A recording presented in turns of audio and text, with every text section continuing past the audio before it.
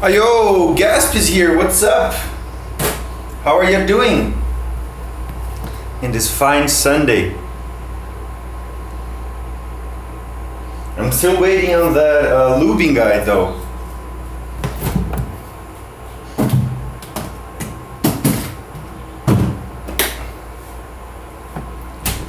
Just getting some chores done. Chores suck. Chores suck so bad. I have done mine this morning, and I'm just tired AF. I have washed some clothes, I have cleaned the floor and whatnot, and yeah, it doesn't feel good. I hate it. I hate it to the core, but yeah, I live alone, so live on myself. No one better to do it than, well, me.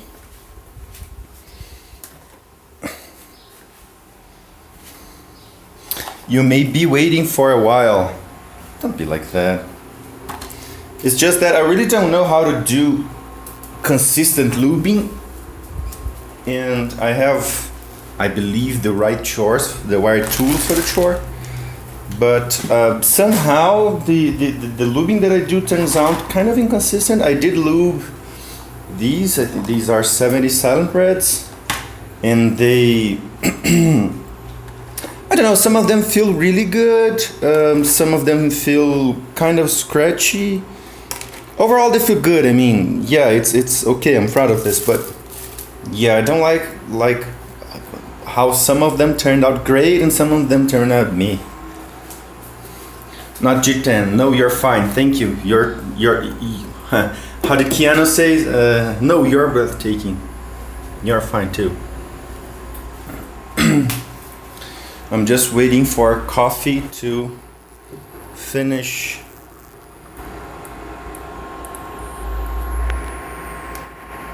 Because I can't get anything done without coffee. Yeah, it's a pain in the ass. Yes, it is. Unfortunately, it is lubing. Although I like it. You know, I just get a YouTube video or something, or a movie, and just it's kind of therapeutic.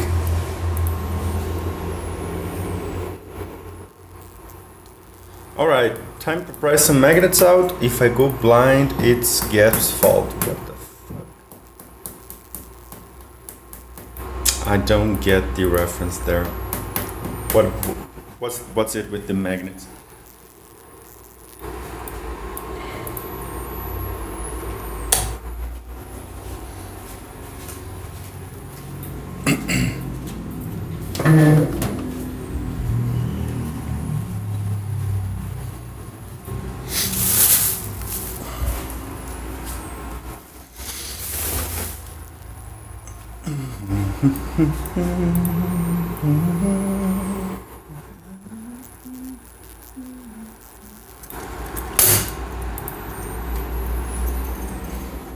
Let me get a box so that I can leave you guys somewhere. Okay.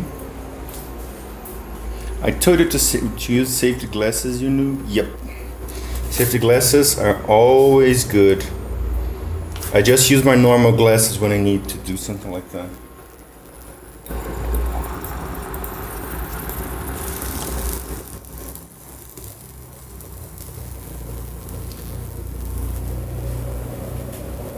Sapo Kermit, vai chegar pra mim um TADA que o antigo dono retirou um diodo ligado ao Enter, mas o diodo dele é SMD. Se eu soldar um diodo não SMD, funciona igual? Você não vai conseguir soldar, porque um diodo não SMD precisa dos furos. Um diodo SMD só vai ter os pads na superfície, então você não vai conseguir soldar. So Sapo Kermit says, I'm receiving a TADA which the last owner removed the diode which is on the enter switch, but the diode is SMD. If I solder a non-SMD diode, will it work just the same?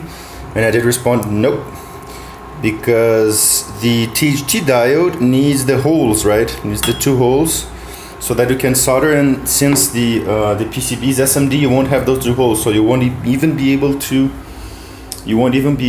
solder a non-SMD diode there. SN Foil, hi, what's up? How are you doing? Let's fire up the desoldering station.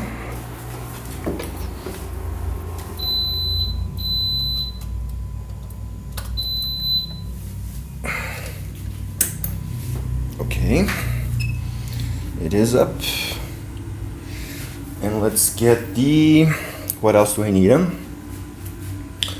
I'll get this solder in a moment. The sponge. Yeah, I think that's okay. These I'll leave here. Let me get another recipient for the old switches. You will do just fine. What else do I need? Oh yeah, wet sponge. Hey, I'm doing okay. Having trouble with a PCB, but I'm figuring it out. What's the trouble, man? I happen to know a very good PCB designer. He may be able to help you. Qual PCB é compatível com a case TADA? So C. Barnesa says, which PCB is compatible with the TADA68 case? Então, em geral, você tem duas PCBs que com certeza são PCBs da própria KBD Fans, que são as PCBs do KBD67 MK1 MK2 e a própria PCB do TADA. Eu não me lembro direito. Eu acho que a DZ65 também é. Tem que dar uma olhada lá. Mas ele diz nos anúncios. Mas eu acho que tem 2 ou 3 que são compatíveis. Ok, let me leave you guys here. The only issue with this is that you guys can't see what I'm doing, so I'm trying to.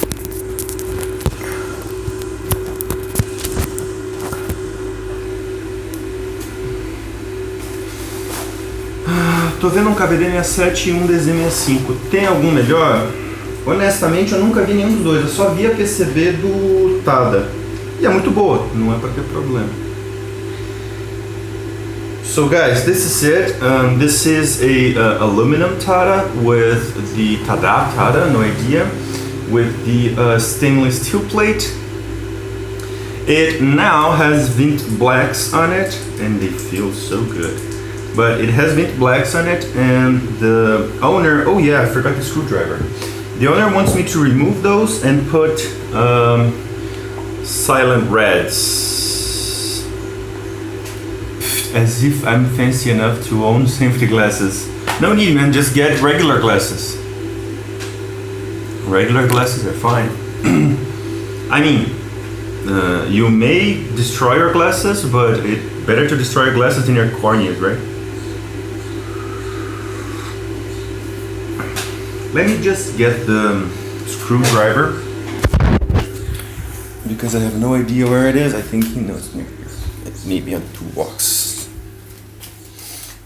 Just regular safety for this kind of work is just fine. Yeah, regular is fine for what you need. This might do.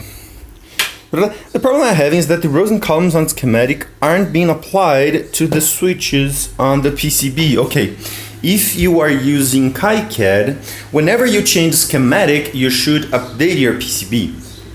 From the schematic, there is this small symbol there that you use to do that. Because what happens with KiCad is not a software per se. KiCad is more of an ensemble of 2 softwares, basically, which are eSchema, which is the schematic, and PCB New, which is the PCB interface, whatever. So whenever you change something in the schematic, it doesn't automatically goes to the PCB. You have to update the PCB, especially because of the let list. Gondo Uwu, what's up, Uwu, for you too. Oh, alright. Okay, let's do this.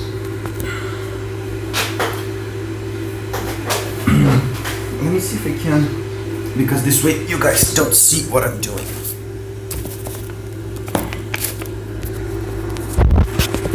Oh yeah, much better.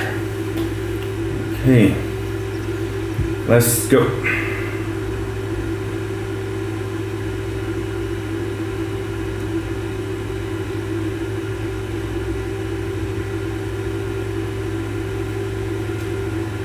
Okay, I think my screwdriver is way too big for these screws. Let me get the small screwdriver.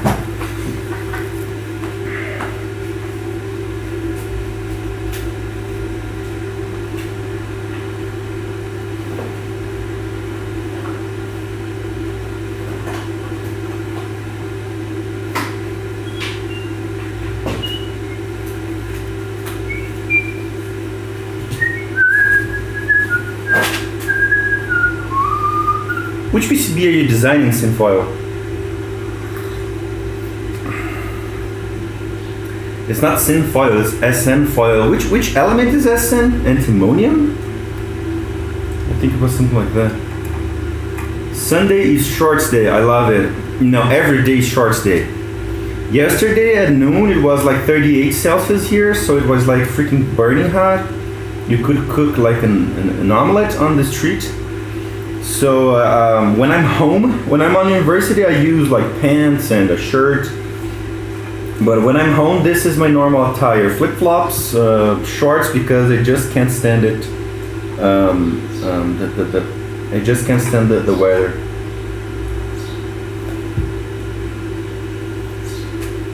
It's a custom one, about 70 keys. That's awesome, man.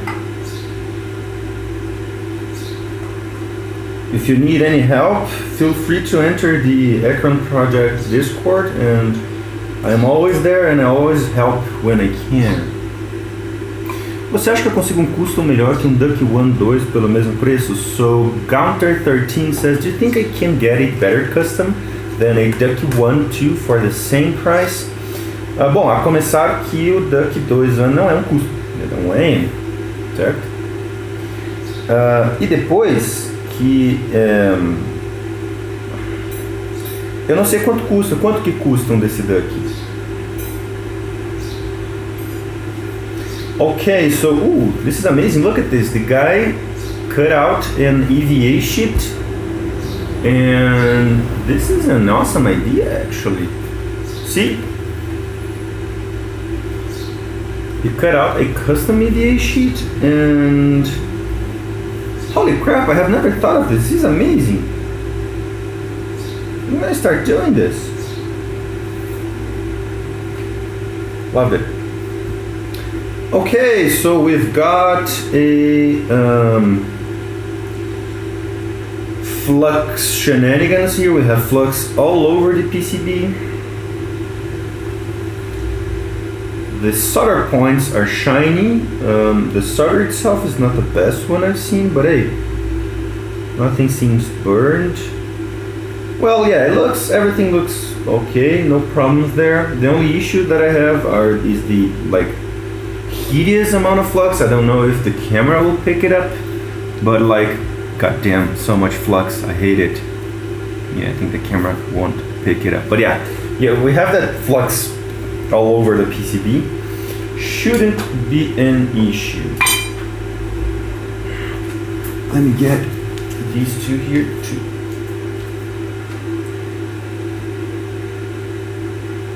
Doggo, what's up? How are you doing, man? Acho que estão 800 Bolsonaros. Cara, acho que com 800 reais você consegue montar um TADA de alumínio. Um TADA de alumínio está sendo 170 e eu acho que você consegue.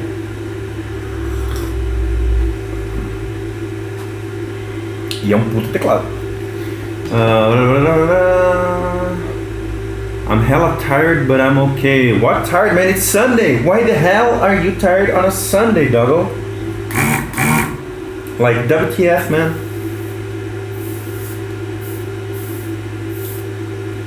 Okay, let's see about the quality of the tin that the guy used here.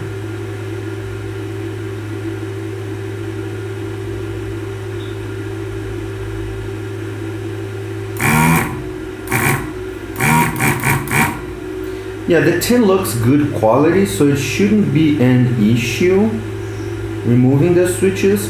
What happens generally is that if the tin that was used is not good quality, it becomes harder to remove because it becomes liquid. It's more difficult to become liquid, so it's more difficult to take it out. But when you use quality tin, it's easier to take it out, and there are less chances that you will bust your PCB somehow when you try to remove it. So guys, always use quality tin, okay? Because that makes it so much better. Single issue though is that now that I have started doing this whole colony events just boomed up from the kit, and I mean ants. I'm infested with ants right now. I'm not even disgusted, I'm like really surprised. I have never seen this. Like, what the fuck? Damn it. Okay, they don't seem like those that burn, so that's okay. Just drove 800 kilometers yesterday. Well, 11 hours in a car. That's bad. That's horrible. And I was up for 43 hours because I didn't sleep the previous night. Dude, what the fuck? Were you working or something? That's awful. I don't know if you saw my message, but I updated the PCB from the schematic. However, the column labels are all call 0. That is interesting. Tell you what, take a screenshot and send me as a private message, and I'll be sure to help you.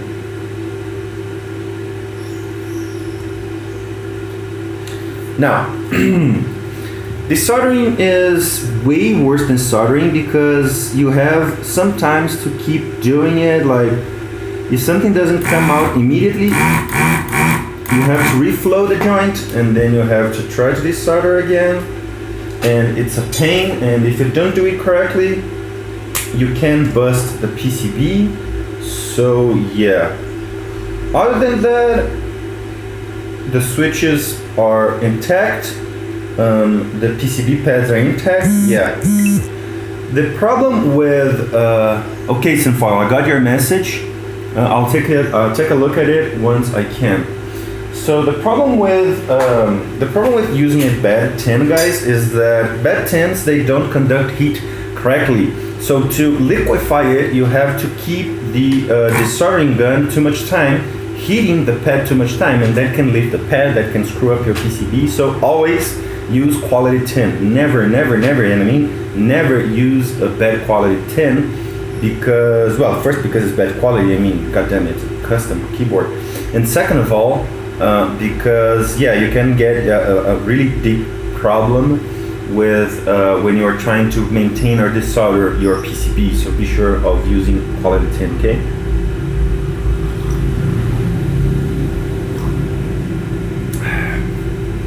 Neighbors were arguing and screaming the whole night. That's bad. I hate it when that happens. That happens with me too sometimes. I have this neighbor upstairs and he's awful. But hey, I guess you don't choose your neighbors, right?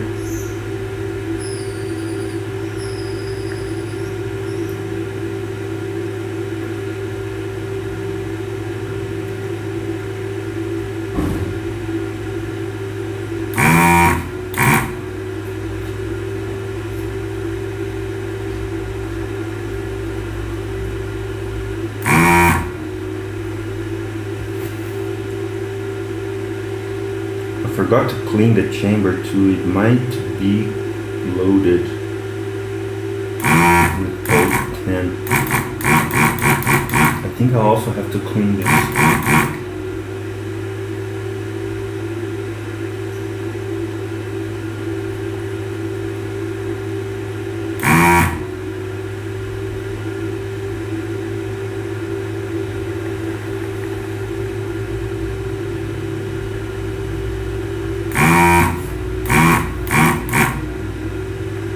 Yeah, I think I have to clean my gun chamber.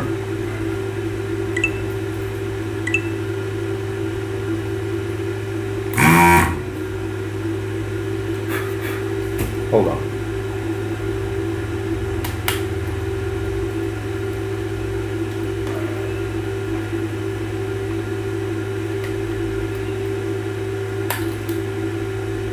Yeah, it does look full.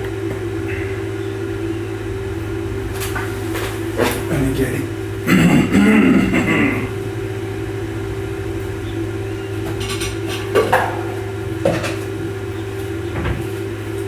Let me get a recipient here.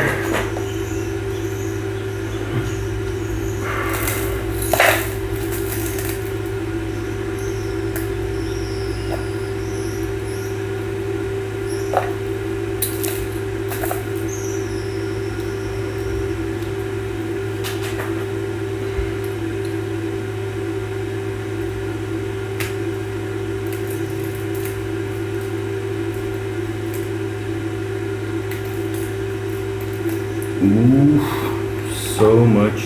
Ooh, okay, that's bad. Yeah, I forgot my chamber was full, probably from a last job that I did. So that's why it wasn't sucking properly. Should work okay now.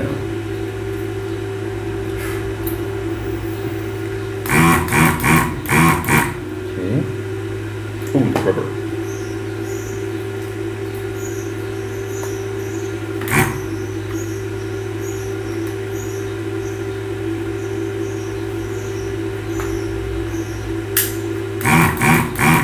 Ooh, yeah. Now let me clear the here. I sent the pictures. One of the microcontroller and one of the actual switches. Okay. Don't forget to send me pictures of the schematic and the PCB so I can know what's going on. You're using KiCad, right? Oh yeah, or much better now.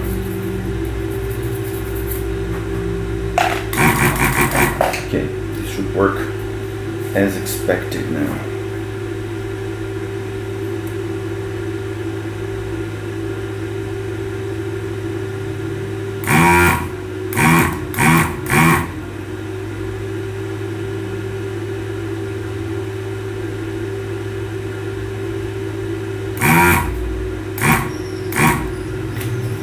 Okay, let's try removing those.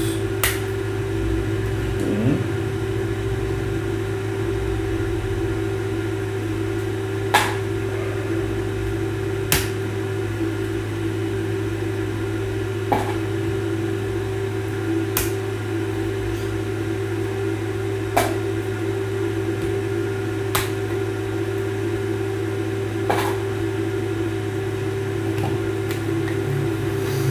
Dani Freitas, boa tarde, e aí? Como é que tá?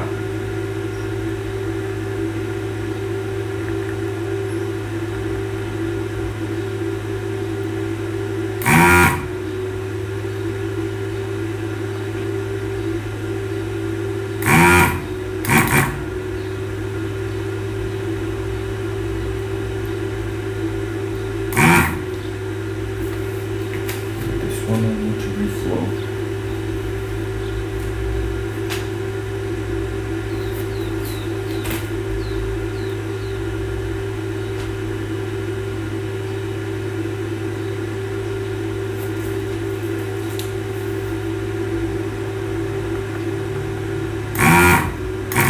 Okay, now it's good.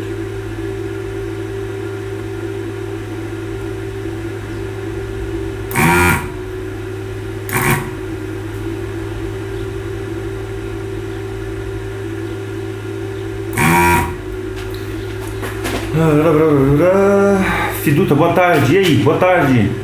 At least my back doesn't feel like crap anymore. We need a new driver's seat. Dude, bad seats on cars, especially when you're like long hours in, they're horrible. My mom, she has back problems. She's fairly young. My mom is 46, but she does have back problems. And the worst thing that happens to her is worse seats on cars because she's in deep pain, man. It's horrible. It's really horrible. Vai fazer o que no TADA? Então, o TADA agora tá com Vint Blacks. Eu vou tirar e vou colocar as Silent Reds que eu lubei, que estão ali do lado. Então agora eu tô dessoldando, vou tirar e daí eu vou recolocar as Silent Reds.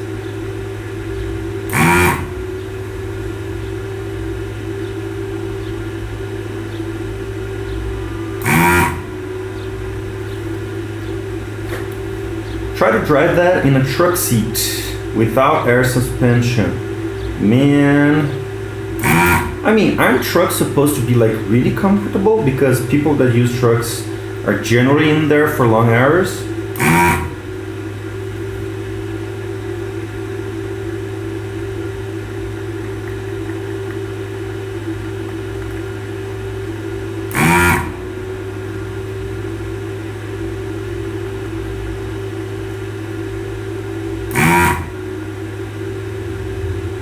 Yes, but small truck don't have air suspension seats. Ooh, that's bad.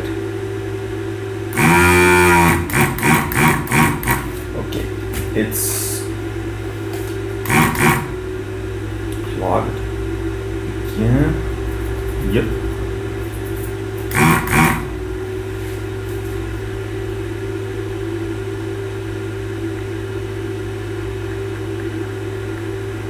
What are small trucks? What do you mean by small trucks? Like, I know big ones, but what classifies as a small truck?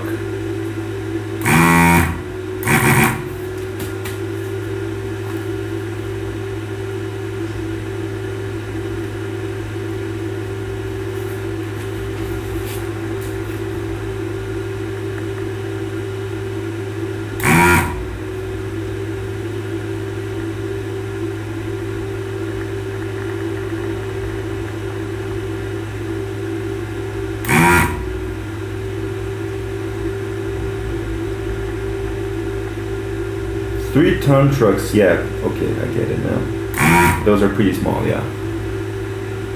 That sounds really bad. Trucks are not lorries. Yeah. The thing is that here in Brazil, I think that what you guys call small trucks, for us are like trucks. We call those trucks. And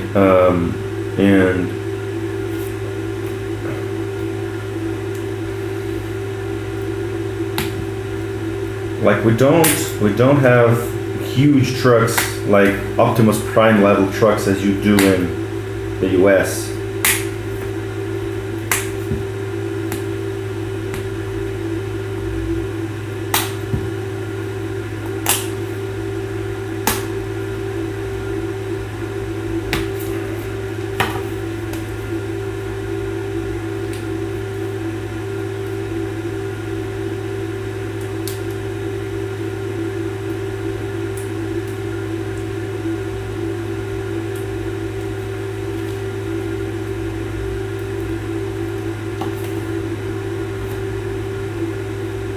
We've got plenty of Euro lorries though. Yeah, but have you ever seen like an American, North American highway? Like they call trucks for us like super heavy duty trucks. Like they have a very different level of trucks there. I'm starting to feel like something was spilled inside this keyboard.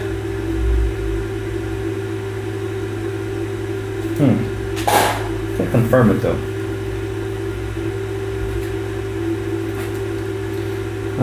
O que é uma chave de fenda que você está usando para soltar os switches? No vídeo não consigo ver a certo. Não é uma chave de fenda. Isso aqui é uma máquina, tá? É uma máquina mesmo, tá? É uma estação de dessolda, tá vendo? Deixa eu mostrar. Eu tô com a mão na câmera. Ó, tá ligado? Tá vendo? É uma estação de dessolda. Essa estação é assim. Ela tem uma ponta, tá vendo? E essa ponta tem um buraquinho. Então, a ponta aqui é quente. Só que o buraquinho, ele é um sugador, tá vendo? Então, o que eu faço? Eu aqueço a solda com a parte quente. E quando a solda tá líquida, eu puxo. Ela tem uma bomba. Ele tem uma bomba aqui dentro. E daí, toda a solda que sai, fica nesse reservatório aqui, ó. Fica nesse reservatório aqui. Então, não é exatamente uma chave de fenda. É uma máquina de dessolda.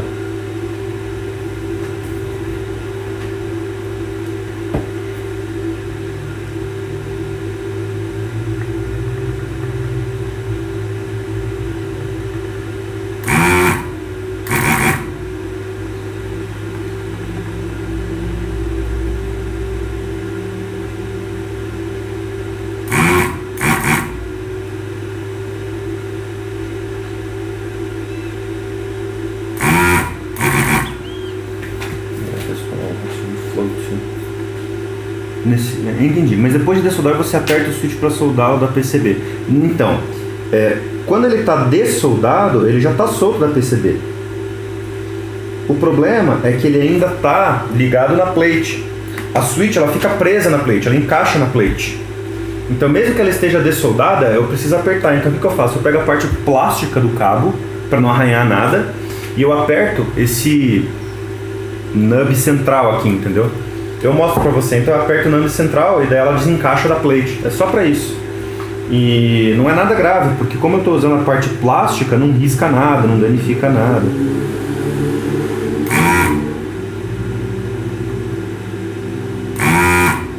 Vendo, ó? Então ela tá solta da PCB, não sei se dá pra ver, mas ela tá sem solda. Então o que eu faço? Eu pego a parte plástica e pressiono aqui, ó. Eu pressiono bem nesse pino central aqui. Quando eu pressiono nesse pino central, ela desconecta da plate, ela desencaixa. Foi. Entendeu? É pra isso. My second chief tech came dirty as crap. I need to vacuum him and wash the plastic parts. Yeah. The problem with people not cleaning the flux on their PCBs, first of all, I have said this many times and I'll say it again. Flux is a light acid. That's what it's made for corrosion basically. The problem is that if you leave it there, it is known to consume and corrode plastic parts and metallic parts. It can sometimes get through coating of stainless steel, for example. So there are many keyboards that I have received which are supposedly stainless steel plates, but then the plates has rust spots. So that happens a lot. Also, the main problem with flux is that it is sticky. So whatever falls inside the keyboard sticks there and makes like a huge mess. I'm seeing, like, I don't want to knock you guys out of the stream, but I'm seeing like hairs, I'm seeing dead ends around here. I'm seeing pieces of whatever it is. So for the sake of God, guys, after soldering your keyboards, clean their flux. I can't stress this enough. Clean the flux. It is time consuming. It's not, how can I say this? It's not pleasant, but I consider it a part of the building process, and it is very important that you do it, because that greatly lengthens the lifespan of your keyboard.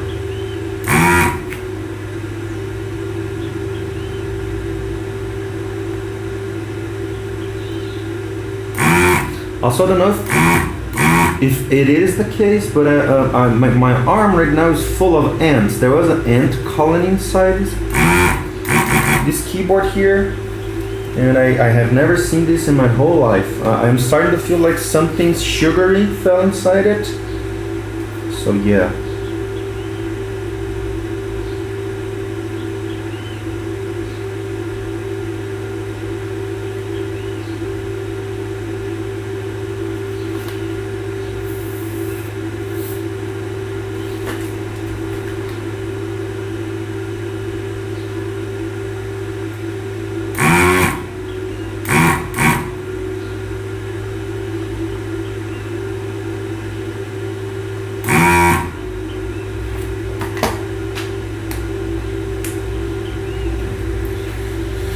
This one, we have a badly soldered joint here, and it's taking me some time to remove.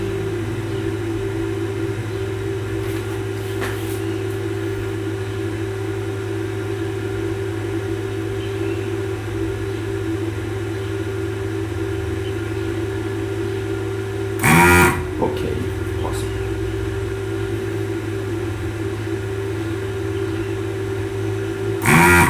Use isopropyl alcohol. That's what I'm going to do. I'm going to solder all of this, disassemble the whole thing, and clean it thoroughly with IPA, so that we give the dude a very nice keyboard. By the way, this is from a Brazilian guy called Jafar. I don't know if in English that is, but Jafar was the name of the villain in the Aladdin movie. And I always find the guy's name funny. I'm sorry, Jafar, if you're watching, but I always find that name funny because I remember the villain of the like magician of the Aladdin movies.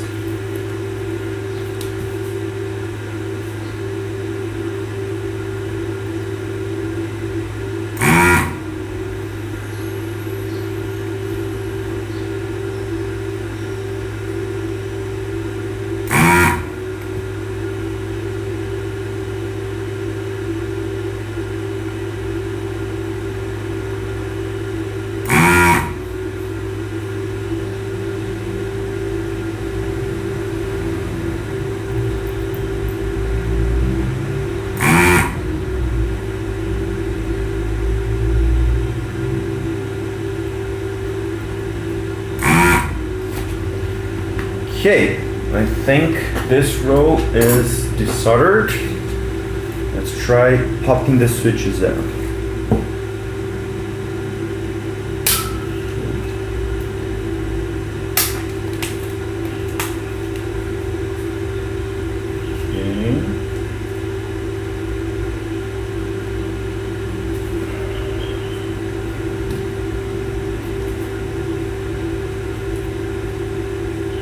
This one might take some.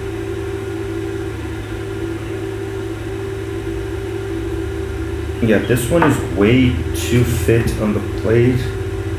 I'll have to deal with that later.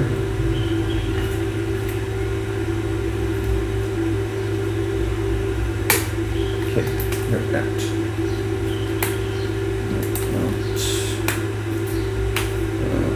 Okay. Also, the stabs are not lubed, so we will lube these stabs to make it a better typing. Okay.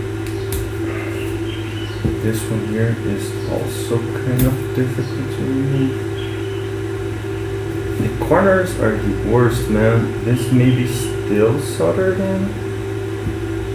Is that though? Yeah, I think this part is still soldered in.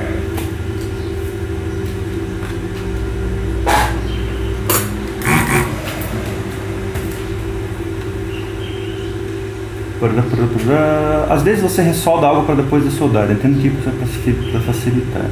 Is this my TADA? Will you put the silence today? Yes!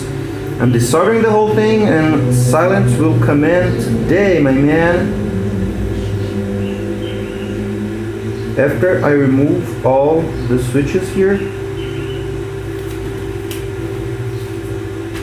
I've got to go now. Sorry I couldn't watch for long, but I'm very sleepy. See ya. Dude, go rest, man. You've been up for 40 something hours.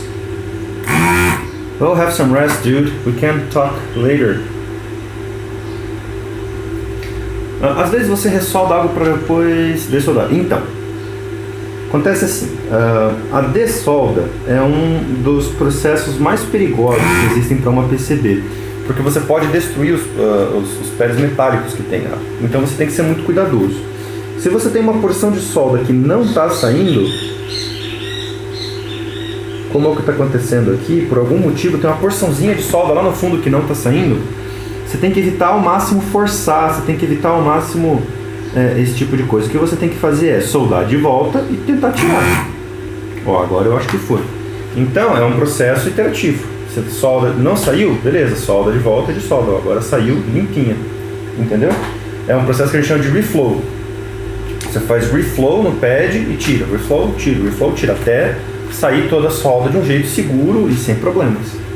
Entendeu?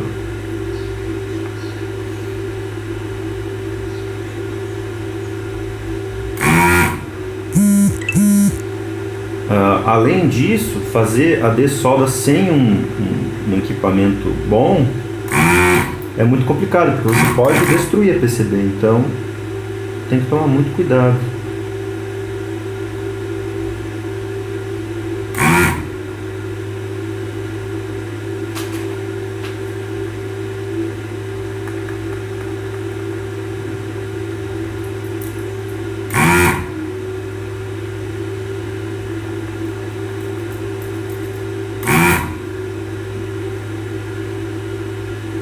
Esses dissoladores me lembram boi. É a bomba, tem uma bomba lá dentro que suga o ar. Aí tem esse barulho.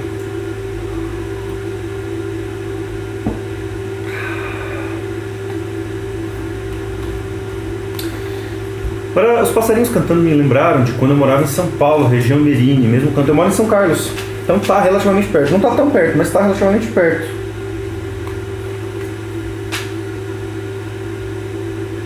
Eu moro perto de um parque e é muito gostoso aqui. Tem um bichinho o dia inteiro cantando, é bem legal. É bem bacana a região.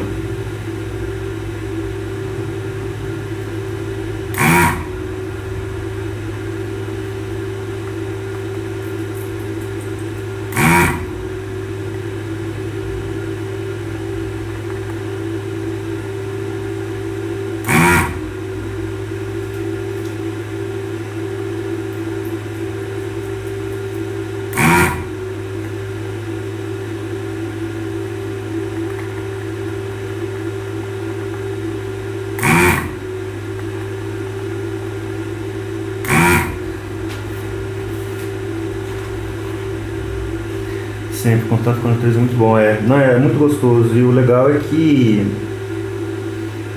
apesar do clima ser meio quente aqui, não tem tempo ruim assim, sabe? Eu sou do sul, então a gente tem muito frio por lá, e eu adoro frio, eu amo frio, mas isso aqui às vezes também faz falta, sabe? Um solzão assim.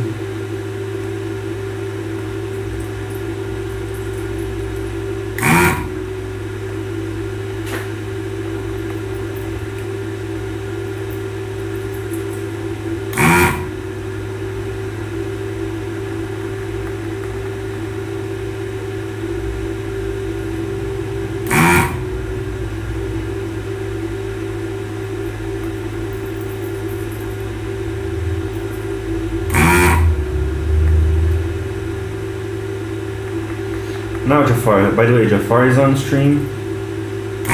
Dude, you gotta step up your solder game, man, because this doesn't look good. I mean, you use the quality 10, so kudos to you for that. But a lot of the joints are badly soldered. So maybe you would want to up your temperature on your soldering iron.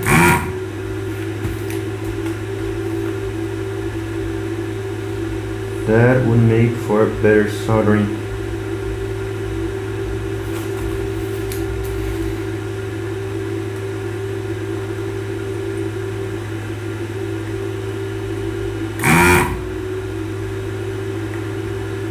Dada a criticidade de estudar o PCB, se perguntar uma board hoje seria mais legal para ir para uma hot swap? Não.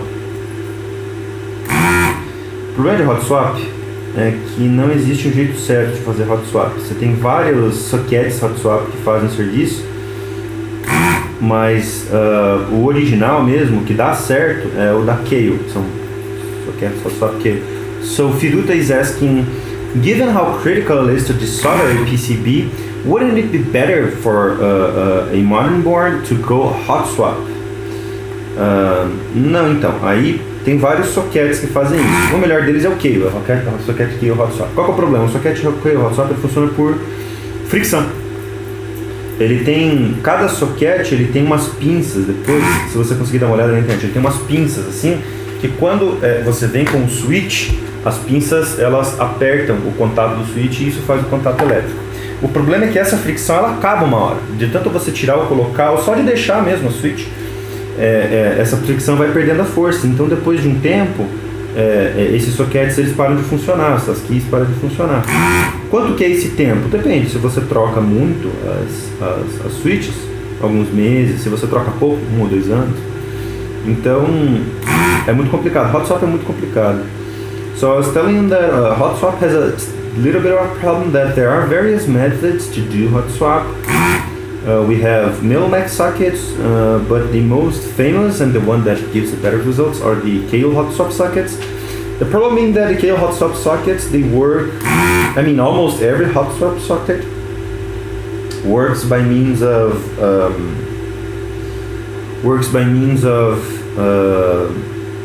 friction, right? So yeah, so you have two metal contacts, they are pressed against each other, and then when you fit the switch into the PCB, it goes between those metal contacts, and then by friction it makes the electrical connection, joint or whatever. The problem being that with with some time that friction runs off, right? And the problem with that being that that particular socket stops working. How long until it stops working? That depends on how much time you change your switches. So if you keep changing switches a couple of months, if you don't change switches, which for me doesn't make sense, because if you go hot swap, that's because you want to change switches, then we are talking about year, 2 years, 3 years, or something like that. So honestly, as a PCB designer, I don't like hot swaps. There are people that like them, and well, they are a valid option. I mean, soldering and desoldering are not the most fun thing in the world, but whenever you can, guys, please go soldered switches, because those are much more, how can I say this, reliable. I think reliable is the word.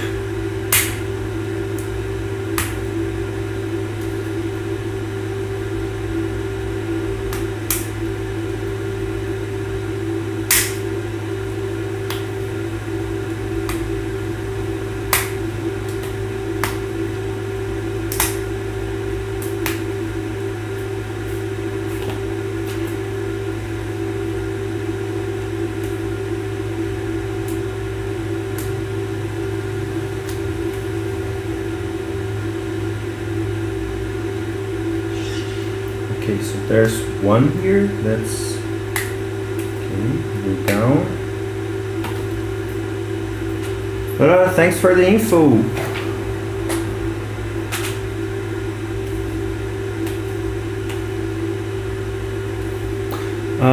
I understand, but I always can remove the hot swap sockets and solder the switch in the PCB. No.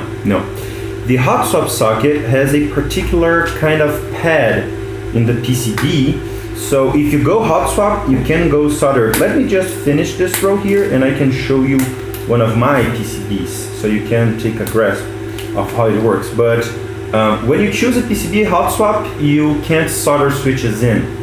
That's not how they work. So by going hot swap, you make them exclusive. I am trying to develop a method by which we can go both, but I haven't had enough luck as of yet. So let me show you.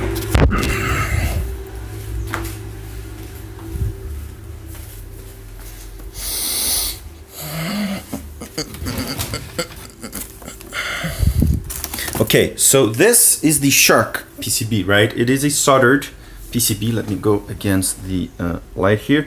You see, so the pads, they are kind of small. They are plated pads. So this is your normal PCB. Hot swap. Let me make a shameless plug. This is the Arctic. Where's the keeps?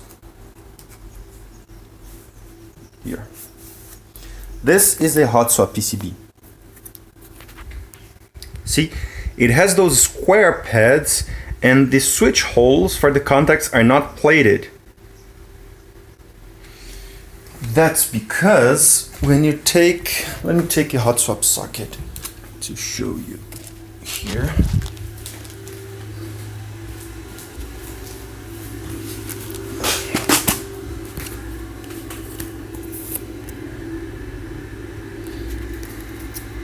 Okay, so this is the key PCB, it's hot swap, see? Then I'm going to take one of the hot swap sockets here and I'm going to fit it here. See how it fits? So those two are the contacts of the hot swap, and then you fit the switch on the other side here. See?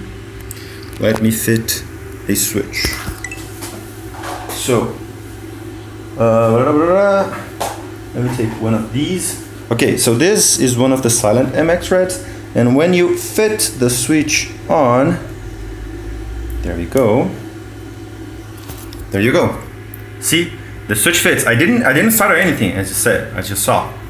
So here's the socket. Let me show you against the light. There it is, the socket, and then the switch. See? So you can't go both. You can go hot swap and solderable because the pads, the PCB must be different. The pads are different. See?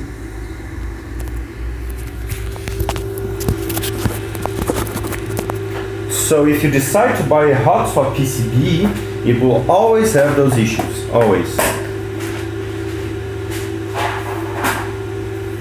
By the way, both Shark and Keeps PCB are my designs. I saw clearly, yeah. So that's the bane of, that's a problem with hot swap, right?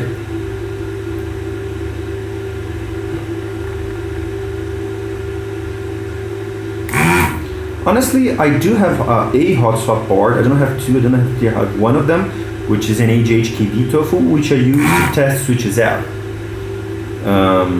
I don't like that tofu because it has an integrated plate, which makes everything sound worse, at least in my opinion. But, well, that's how it goes. Just be sure to get a quality PCB. A keyboard is an aesthetics based product, yes. A keyboard is a feeling, a sensation based product, yes. But at its heart, the keyboard is a electronic circuit. I'm not unbiased here, being an engineer and PCB designer, but essentially the keyboard is electronic. At its functioning, it is an electronic circuit. So taking care of that circuit and knowing how it works is very important for maintaining its longevity.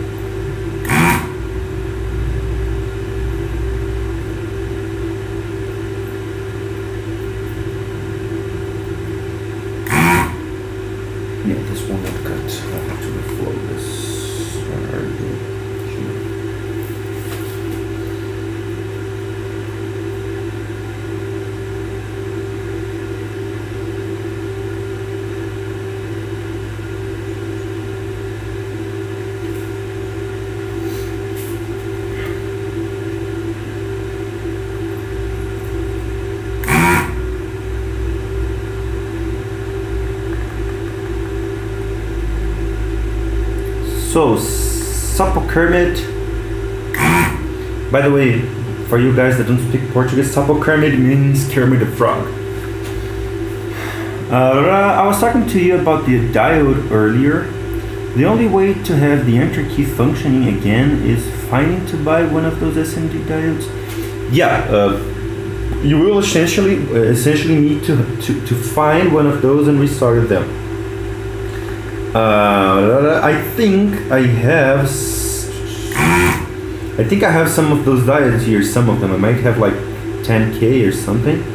I can send you like a dozen, so you can resolder. Alternatively, you can send the PCB to me and I can redo it. I have the proper tools to do SMD reflowing here. I have a hot air station. So, well, yeah, if you absolutely want to, you can send it to me. Or I can send you one of those diodes. It's very, very cheap. No problems at all.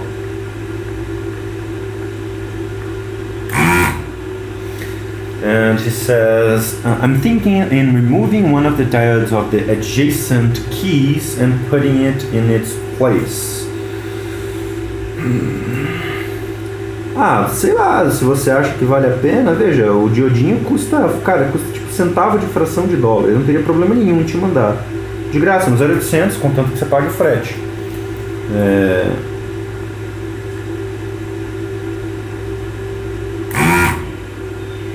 Mas eu não sei se vale a pena não, porque dependendo de como for o teclado, você usa todas as teclas, né? Tipo, 60%. Hello there, Luis. What's up, my man? How are you doing? We are here desoldering it TADA, and we're building it after.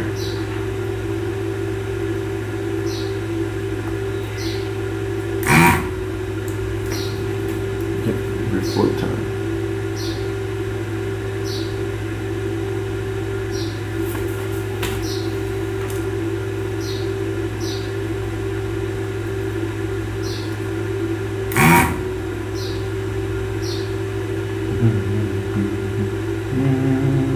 Eu sei 10 centavos lógica eletrônica, mas não vou no centro recentemente, apesar de temporário mesmo. Mas esses diodinhos são baratos mesmo. Vamos ver. I'm fine. Nas, is the TADA yours? No, it's not. Not mine. This TADA is from Jafar, from PHE. I believe he's in the chat with the name Ratão. Ratão, for those that don't know Portuguese, Ratão means big rat. So, yeah, this is not mine. I'm just doing it.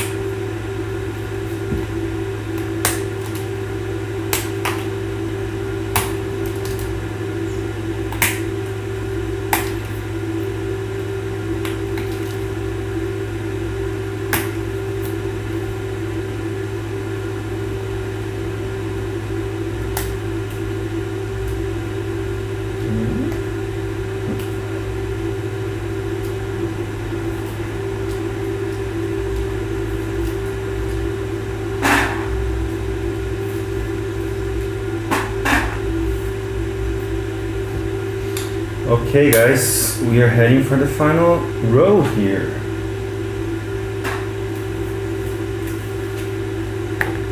Almost there. Jafar é de BH também, não Ratoso, yep, Ratoso, exactly. Jafar é de BH, não faço a mínima ideia de onde ele é. Dude, what the fuck, I can't subscribe to you on Twitch. Did you disable it or something? I did. I did disable subscriptions and tips because no one ever tried to subscribe nor tip me.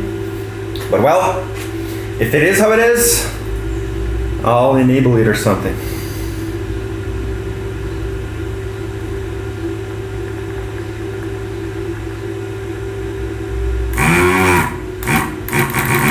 By the way guys, just as a matter of acknowledgement, Kawabata was one of the first backers of the Shark PCB. So thank you, man. Thank you so much. We're in it for the Brazilian guys. It wouldn't happen. Backing up the project wouldn't happen.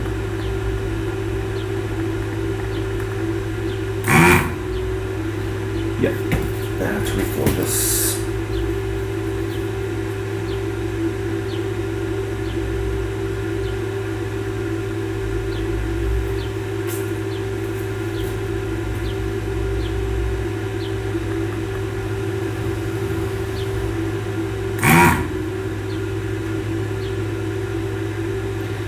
No problem at all, happy to support it. Oh yeah, man. You know, the issue is prototyping PCBs is very expensive. Like, for 5 PCBs, prototyping costs like $100 to $120, which is something that I really don't have. So people that back my projects up, they have my eternal gratitude, because without them, they wouldn't work. They absolutely wouldn't go on.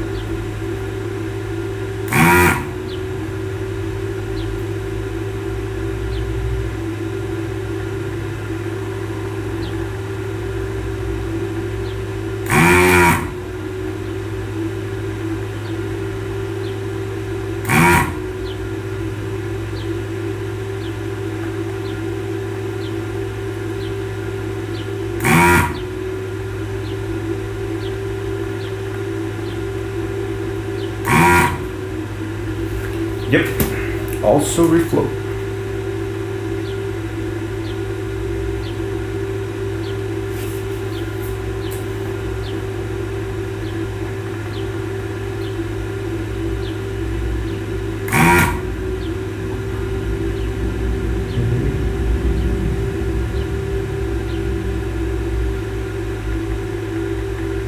Okay, I sent screenshots of the schematic as well. How's the desoldering going? Amazing. No problems whatsoever still.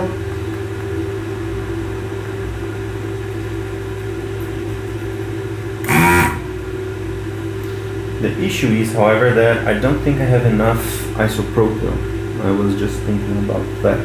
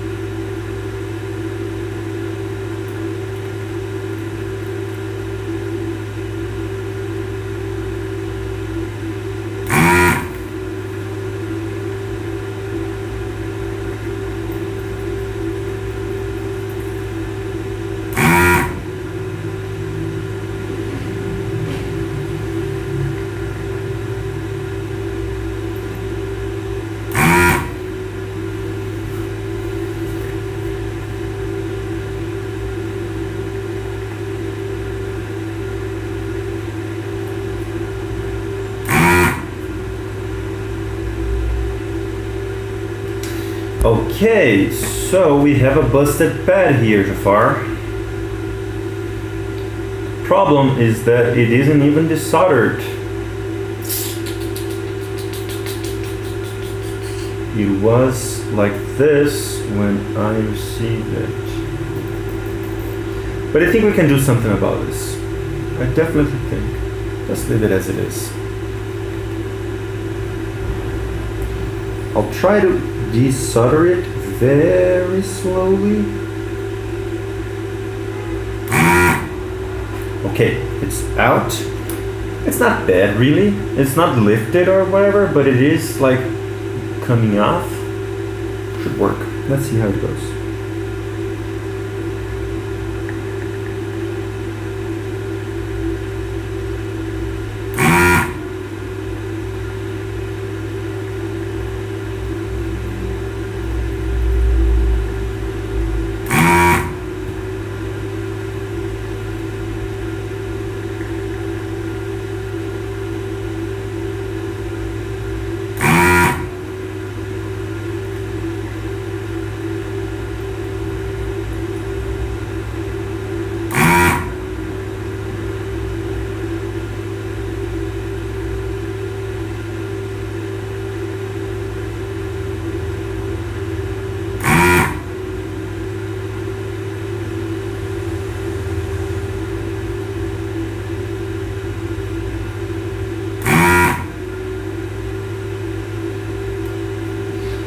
Yeah, the pads in this corner are in very bad shape, man. Before, did something happen with the switches in this corner here? Because their pads is in very, very bad shape than in the rest of the keyboard, which is really weird. Tefren, what's up?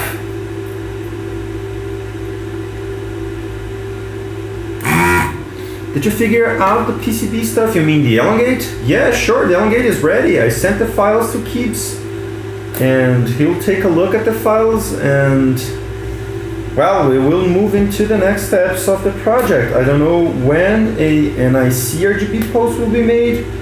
I believe it will be in the next few weeks or so, because as far as I know, the project was only waiting for the PCB to complete. Okay, oh, there is one that I didn't solder. So yeah, yesterday we even played the Ayrton Senna Song of Victory. It was really fun, you should watch it, completely, totally. Okay guys, PCB is out. Now, Jafar, there is a lot of hair in the PCB. There is a lot of skin.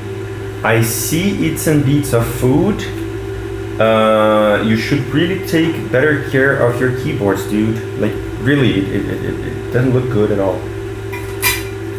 Let's remove those switches here.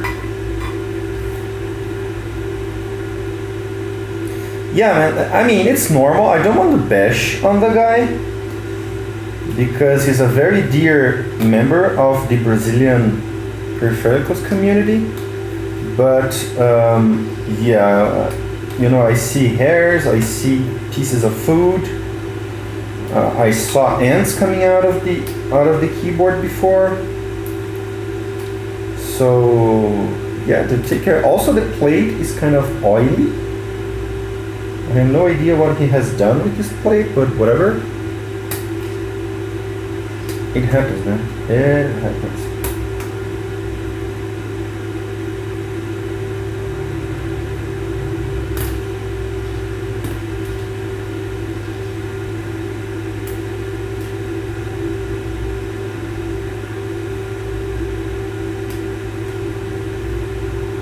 Okay, all switches are out.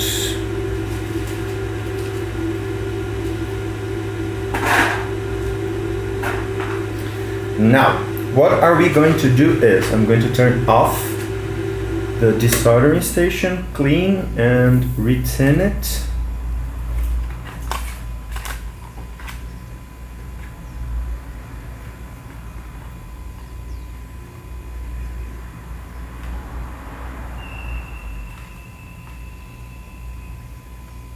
Ooh, those are a lot of fumes. Okay, there it is. It is retinned. Let's just leave it here. Now, what we are going to do is we're going to clean the PCB, remove the steps, clean the steps, lube the steps, clean the plate, clean everything up, and rebuild it. I think I saw sucuri snake coming out of the PCB too. No snakes. But I did see ants. You guys didn't know it because there were those tiny ants, but there was like a whole bunch of ants coming out of the keyboard. Okay, let's remove the steps.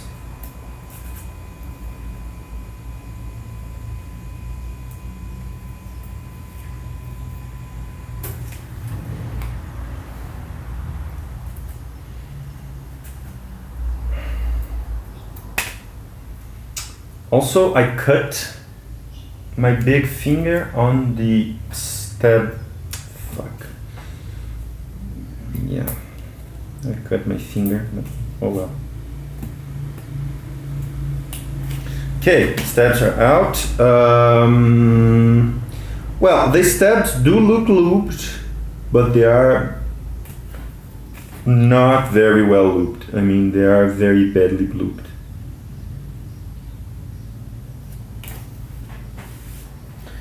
Also, whoever lubed the stabs did put a bunch of lube in the plate because the plates feel oily at AF.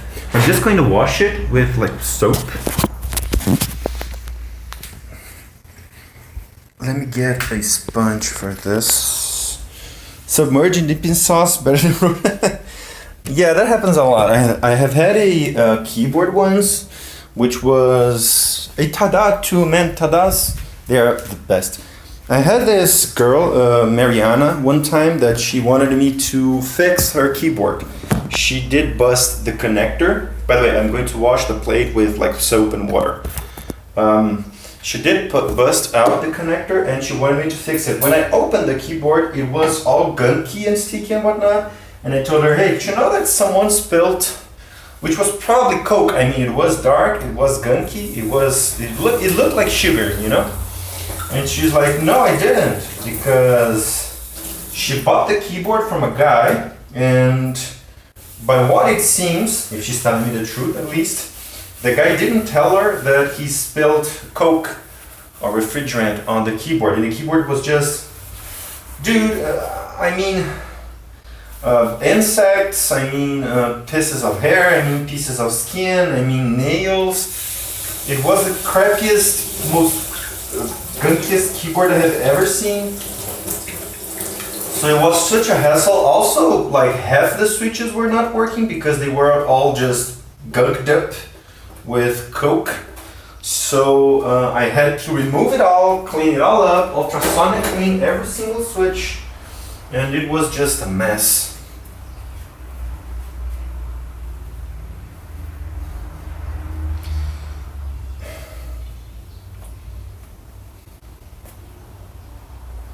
Okay, I have lots of hairs here.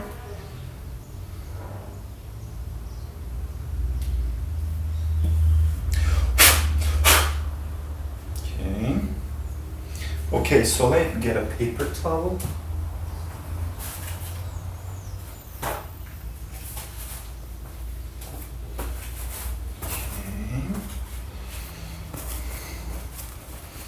Disinfection time, yep. Exactly. So the plate is clean, shiny, and not sticky or oily anymore. So that's fine. There is only one thing that I won't be able to clean, which are the stabs. The stabs, they don't look bad. They're not in bad shape, but they could use some cleaning. Ideally, we would want to remove the lube that is here and re-lube it, but my ultrasonic cleaner is broke. So what we will have to do is just re-lube them. It won't affect that much of the usage of the keyboard, but I wish I did have my ultrasonic cleaner here. The PCB doesn't look good. You guys, I don't think you guys will be able to see, but we have like, god damn it, we have like hairs, we have all those things you guys imagine that it has.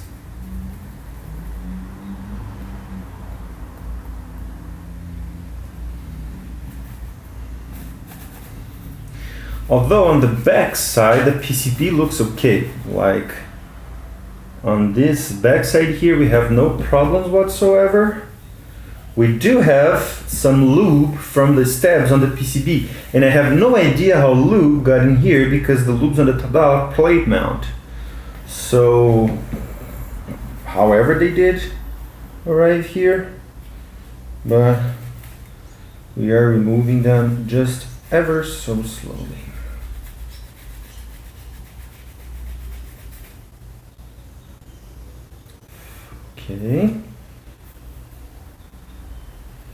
Okay, PCB looks great, see? Let me show you guys how the PCB looks now. Just a nice round of EPA. Wash this PCB. No, you can't do that with water. Looks amazing now, guys. Look at this. Looks just like new.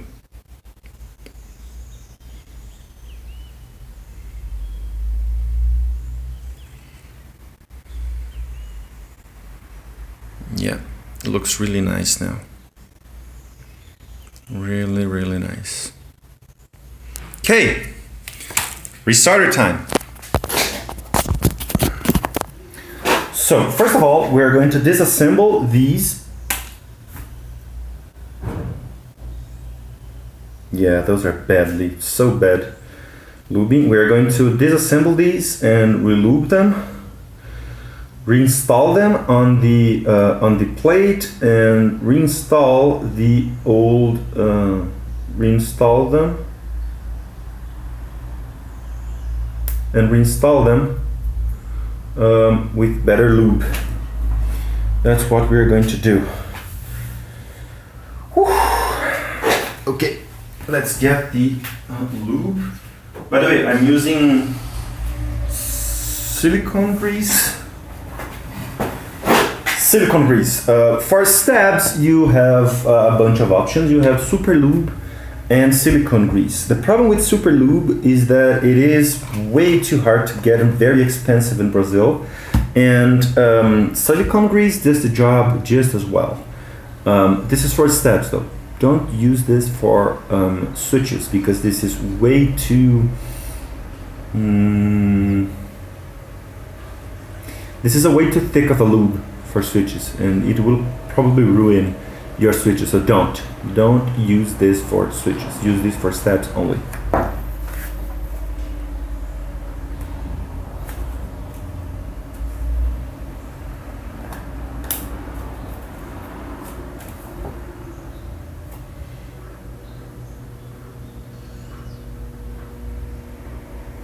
Okay.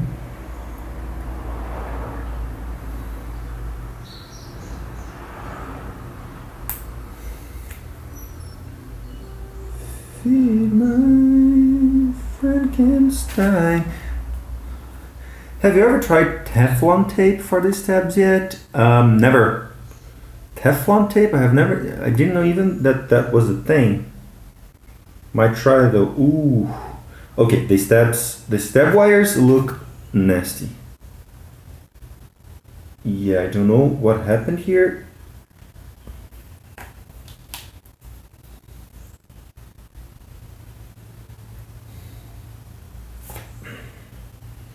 Yeah, the stabs don't look good. The stabs do look bad.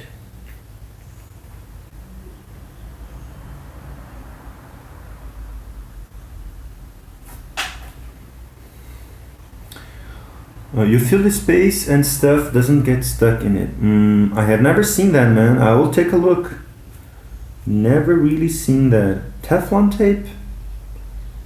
Looks good. I'll take a look, man. Thanks.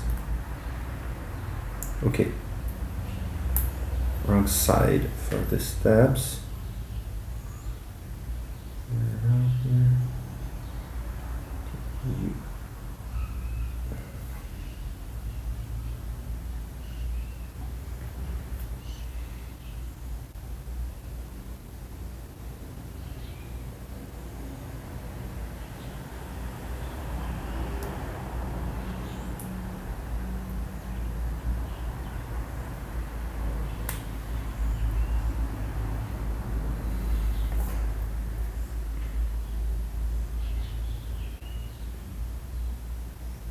Okay. That look good.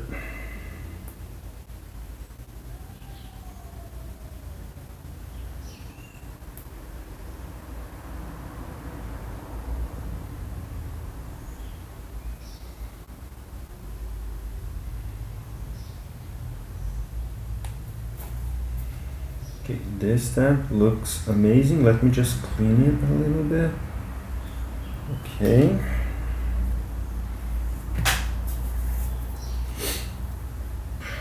Where's the plate? Where did I leave the plate?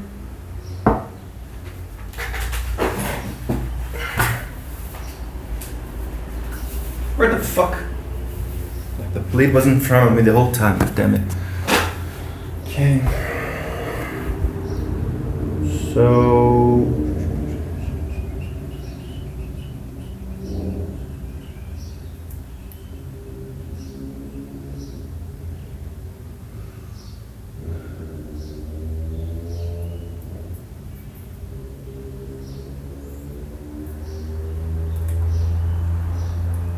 okay.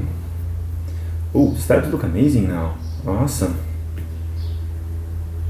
Also, no lube on the plate. No lube on the plate. Okay. Let's take these. These don't look bad at all.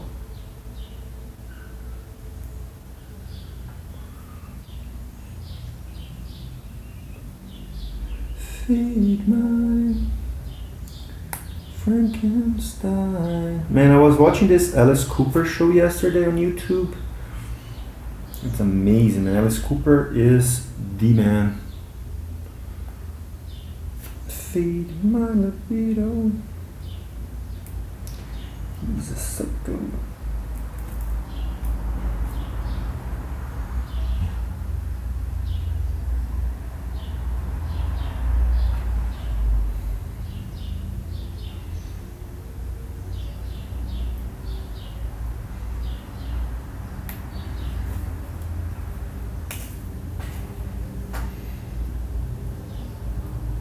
Okay, so now a little lube got to the wire, and I'm cleaning the wire just so that that lube doesn't get into the PCB.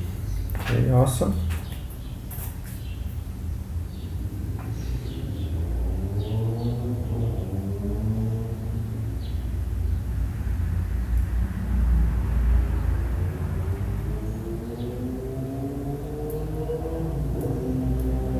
Okay, here you are.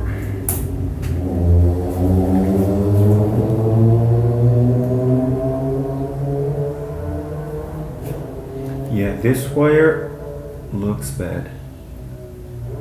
I don't know if something fell inside this keyboard, but I do feel that a liquid. I can't take off the idea in my head that a liquid fell here.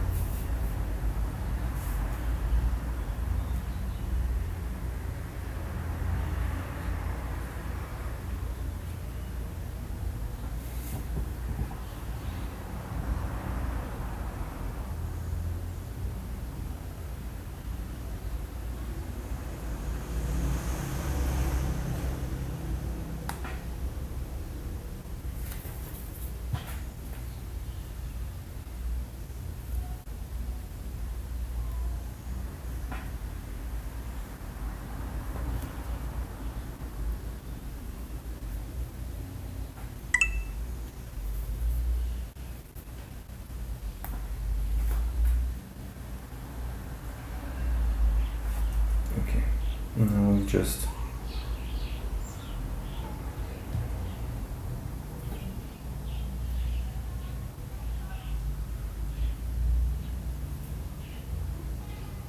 okay, this is too much, this is nice.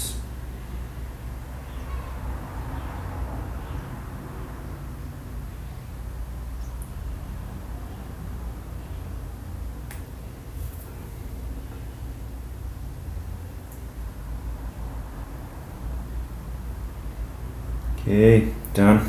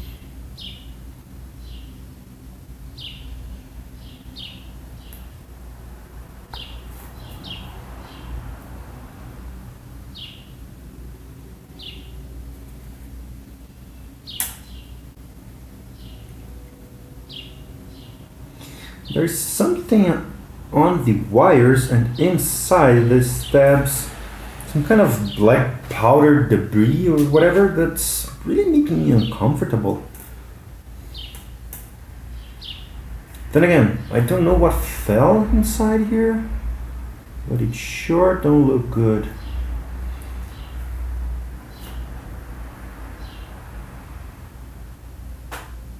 No bueno, no bueno. Okay.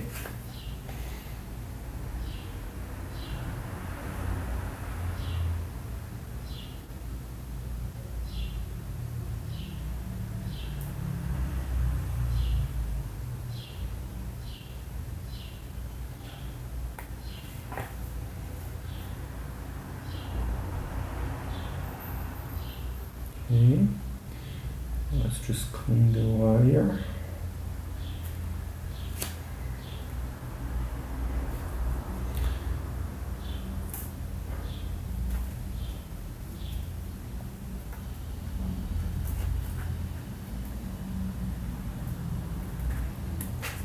Okay, stabs are done. Let me wash my hands. Let's take this lube out of here and we will start with soldering.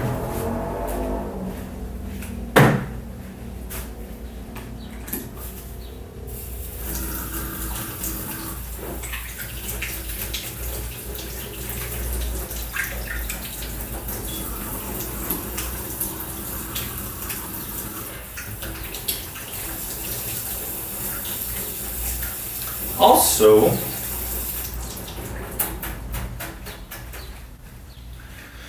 I'll make more coffee because why not, right?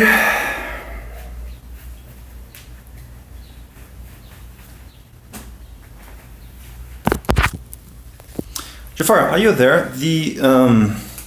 Were the Vintage Blacks lubed?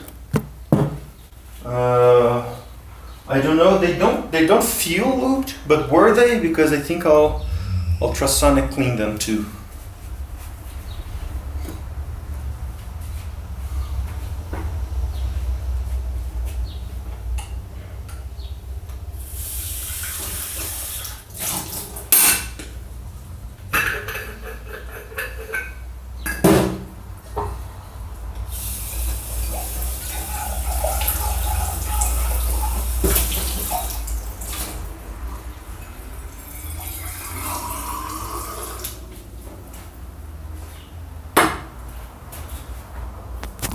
I need to get an ultrasonic cleaner.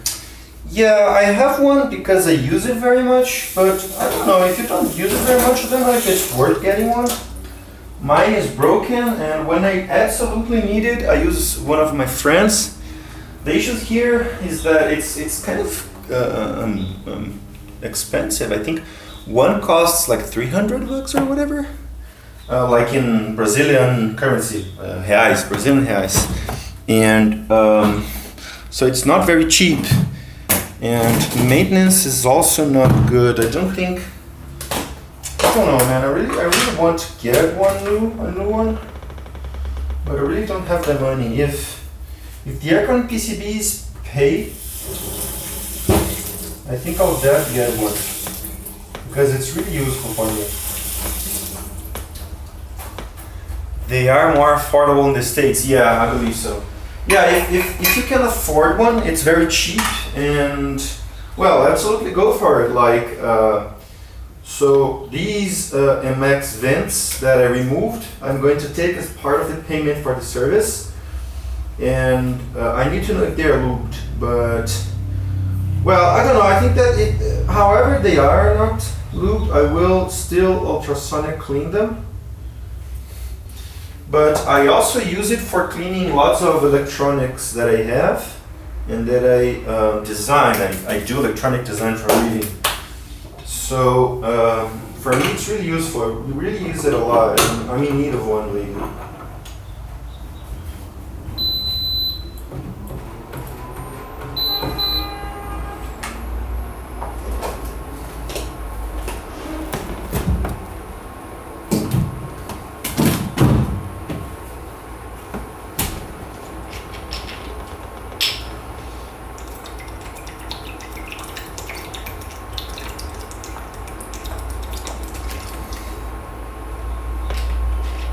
sucks when your tool breaks. Yes, it is.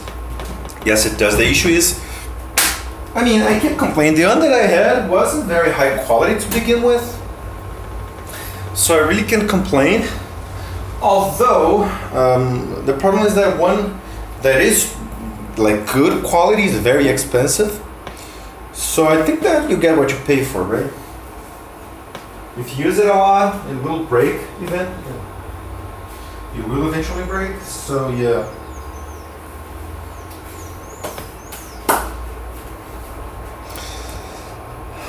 Especially if they cost money to fix. Yeah, the thing is, mine that I had, I bought off of AliExpress, and I didn't find the pieces, the parts needed to fix it. And importing them is as expensive, if not more expensive, than getting a new one. So it really doesn't make sense to fix. But then again, I do use it, I do need it, so nothing much I can do there.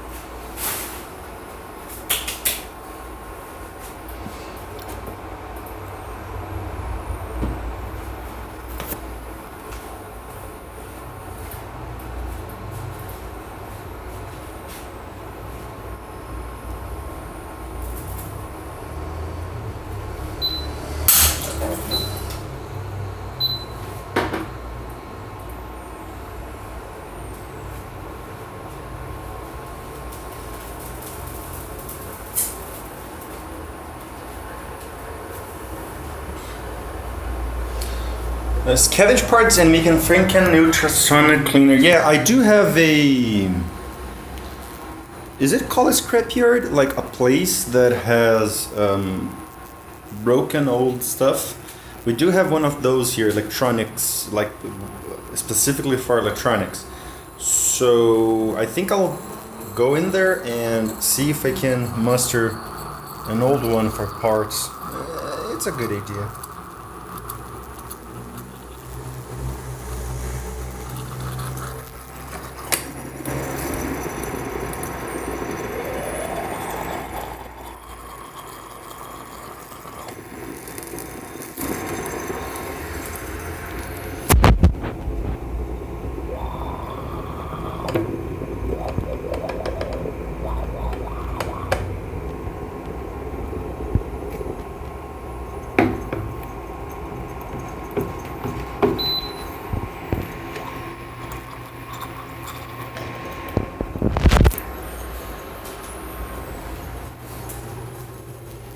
Let's go with... Okay, Tefram, help me decide. Let's go with Starbucks cup, or we can go with the Golden School cup. I really love the Golden School. Which one do I go with? Your call. Which is bigger? School.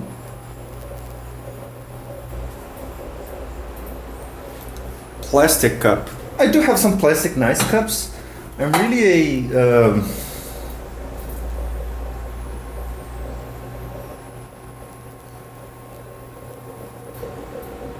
school. Okay, let's go school. Tefram said it. The people have spoken. I mean cheap ones. No, cheap ones. No, I don't use plastic cheap ones. I mean, help the environment, man, you monster. I will, however, add some cinnamon.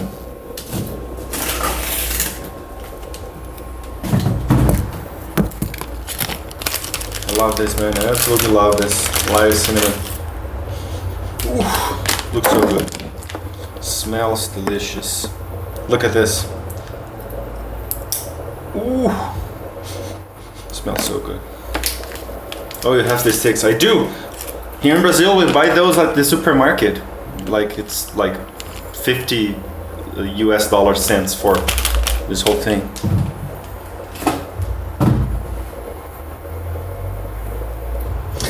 Sorry, but what is that ultrasonic cleaner stuff?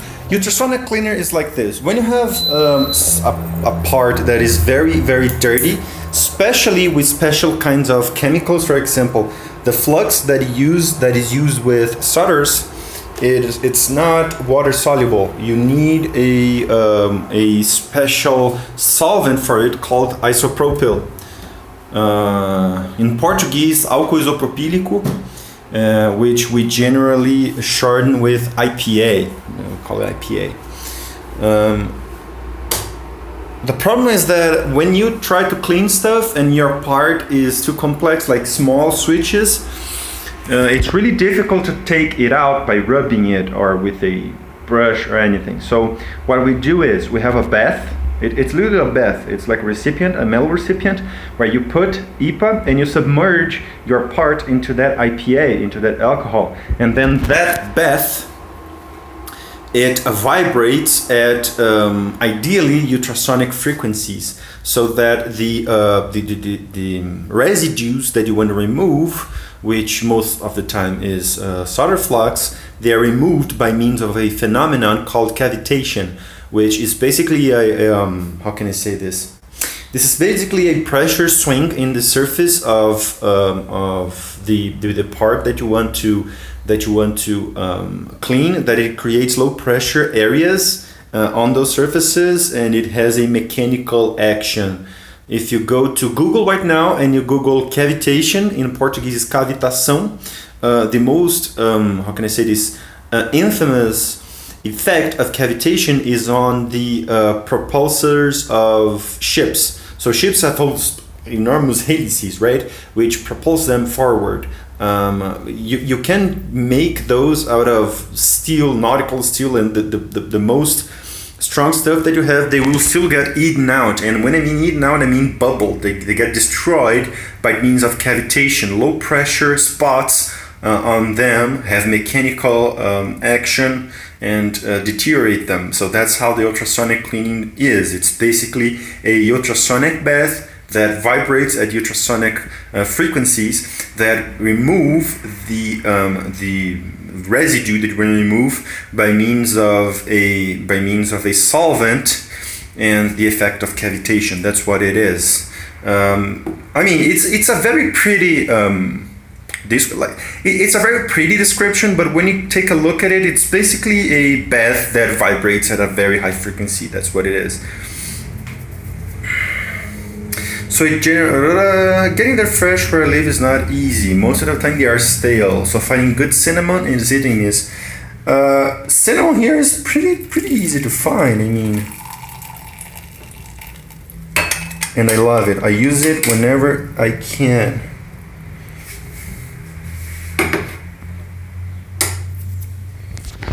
So it generates heat too? No, not the cavitation process per se generates heat. No, it doesn't. The ultrasonic bath machine does generate heat because it's a machine. It has losses and whatnot. Cheers, guys, by the way. Ooh, so good. Fuck. Ooh, amazing. Ooh, I have to get the solder iron. Where the hell is my solder iron? Here it is. So, let's start with some switches, shall we? Boa tarde. E aí? Tudo bem? Vamos, Bill, dar um teclado. Você perdeu metade da ação, cara. A gente acabou de tirar as switches, vamos colocar as outras agora. I was asking because of the vibrations. They don't generate heat as far as I know. But well, maybe it does. Whenever I'll have to take a look on that. But as far as I know, cavitation is part of fluid dynamics. So I don't remember anything about it generating heat. Cheguei agora de uma reunião em pleno domingo, que bosta, hein, cara? Eu também tava trabalhando hoje de manhã, limpei a casa, houve uma foda, dei uma trabalhada. Acontece, fazer o que? É a vida, né, cara? Sem descanso para os pecadores.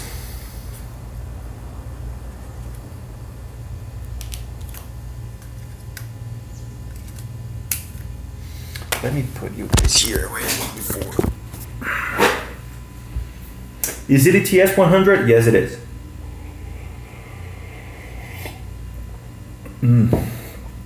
Amazing coffee.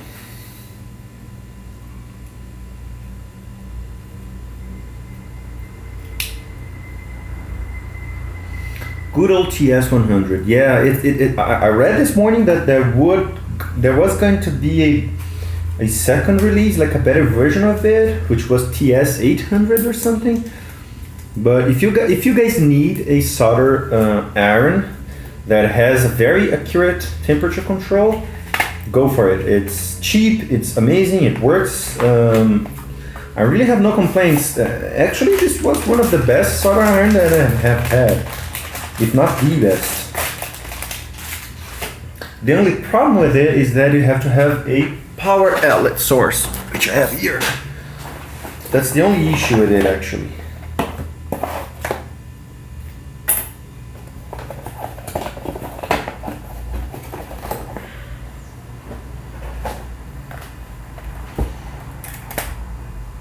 I just ordered one with tip B2 a few hours ago. Ooh, that's amazing. I don't know which one is tip B2, but I love this chamfered one that has a 45-degree chamfer. It has such a nice surface, and it melts the solder so nicely, man. I really like it.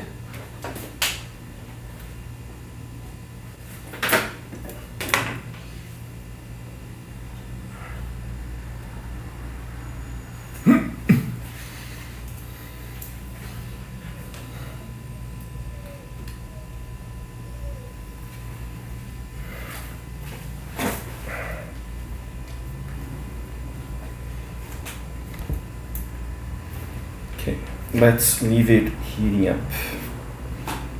Show us this tip, dude. Okay, in a second, let it just heat up and I can show you the tip.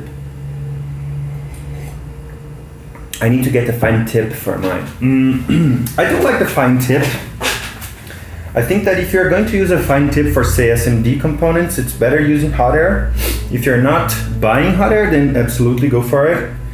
But if you solder SMD on a regular basis, hot air is the best solution. Hot air is your best bet.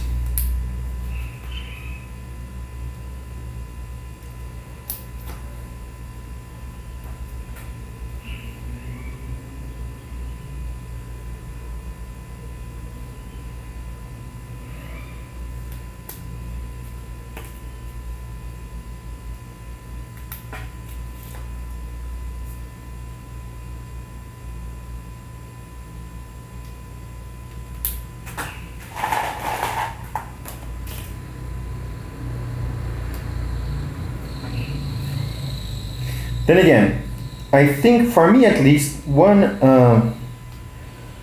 thing that is like that I can avoid when it's soldering is bending either the PCB or the plate, because I keep pressing them. That is something that I didn't learn not to do while the soldering, so it may be that one of them is bent. Doesn't look like it though, but I can see that there is a small bend on the plate like this. So yeah, I'll have to press the switches a little bit to solder them. So let's do this. Where's the 10? Here. Okay, so let me show you the tip. It's this one. I don't know if the camera will focus okay, but it's the 45-degree tip. Really amazing stuff. I really like it. I really love it. By the way, this was a present from Mr. Keeps, and I am eternally grateful for the help that he's given to me over this past year and a half. Okay. Now I will need to press this gently. Okay, awesome. This pad is soldered. Okay, now this one here.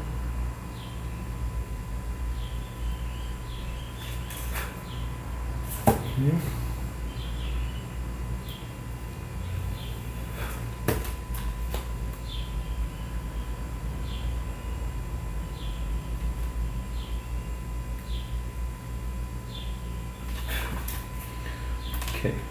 one is done.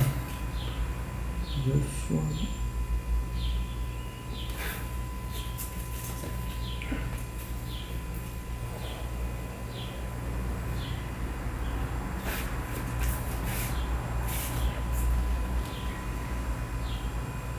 B2C, BC2. Qual switch é esse daí? Esse aqui, Wicked Sick asks, which switch is that one? These are Cherry Silent Reds, which I lubed with Tribosis 3204. This was part of the service that Jafar asked for me.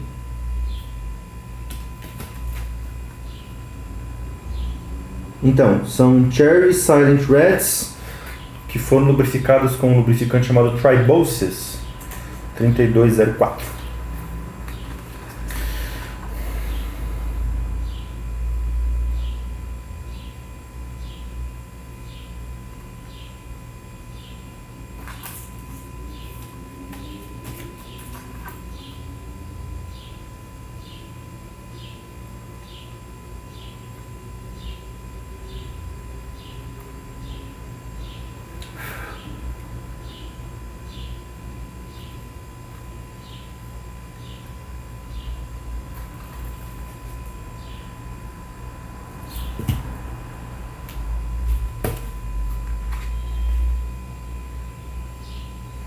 Eu entendi, haha, mas muito obrigado por traduzir também, que tem muito BR aí que às vezes não manja do inglês. E a string é em inglês, mas tem um pessoal BR que vem, eu fico muito grato que eles venham, só que eu tenho que ir no inglês, né, cara? Ok. Is it too hard to set the camera to show us the soldering? Yeah, I'm using my phone, so let me see what can I do.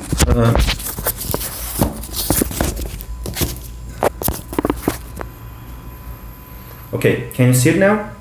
I believe you can. Você prefere que eu comente em inglês para ficar melhor para sim, por favor. Se você puder interagir em inglês, facilita bastante.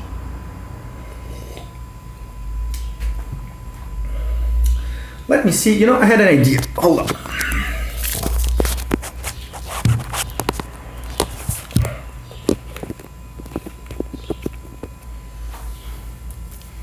I believe, yeah, oh, this is better. Okay, I believe you can see better what I'm doing now.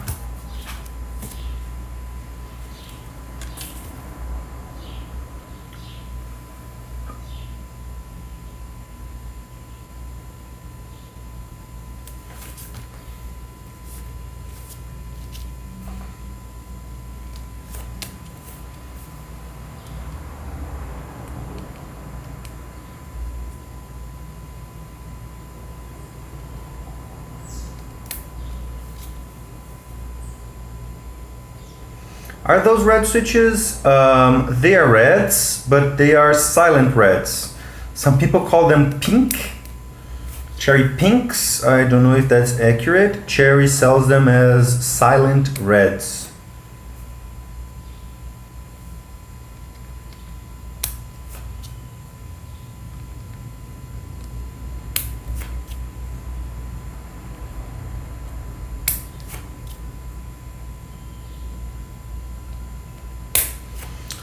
Differentiate them from silent reds, their shade of red is a little bit pink, but they're not marketed as cherry pinks, they're marketed as silent reds.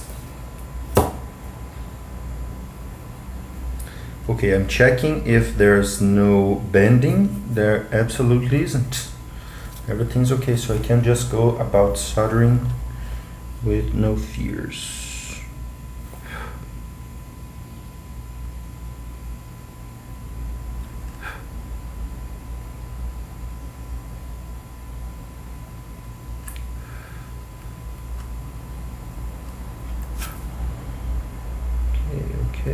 Okay. This one has a little tad too much. That's fine.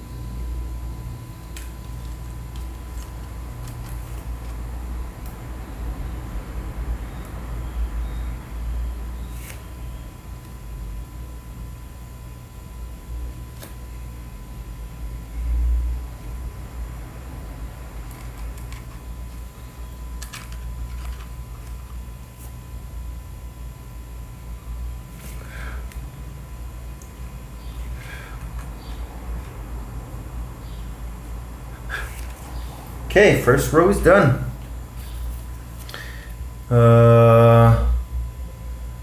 Joints look okay, no problems at all. There was one of them that I'd used a little bit too much solder, but that's fine. That's perfectly fine. They look shiny, they have the right shape.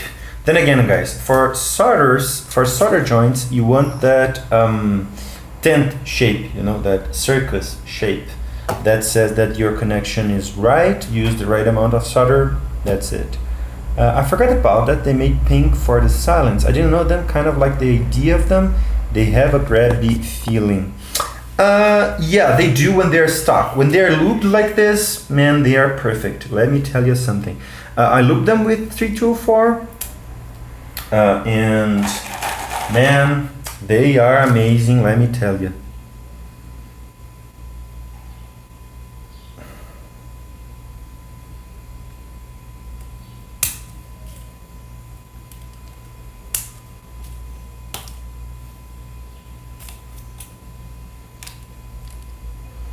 How much is costing a Holy Panda switch in reais? So I have bought Polar Pandas, and they ended up being somewhere in the realm of 9 reais each. That's stock though. If you consider that I'm lubing and spring swapping them with those expensive sprit springs, we're talking something on the realm of 11 to 12.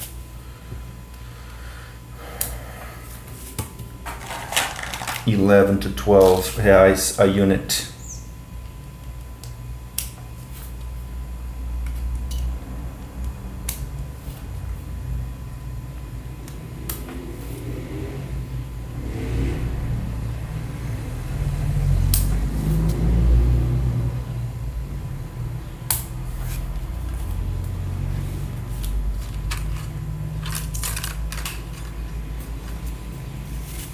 Fair price if you ask me. Depends. It really depends, because if you take into consideration that a TADA, for example, has 70 switches, almost 70 switches, we are talking something about 700 to 800 reais only for switches. Is it a fair price? I don't think so, no. I have bought Holy Pandas for way less than that when the real to dollar conversion wasn't okay. One of the switches has a bent pin and I soldered it. Damn it! Okay, I goofed. So let me do this.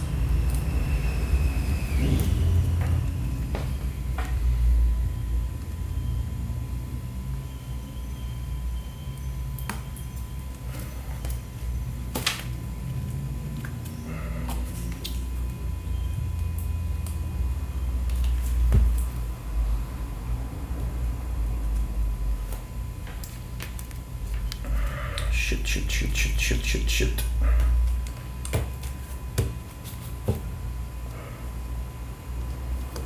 Crap.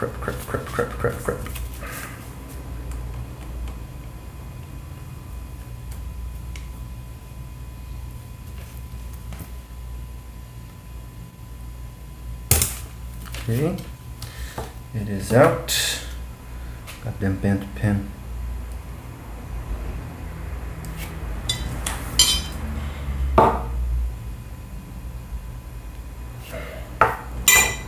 Okay, let me try again.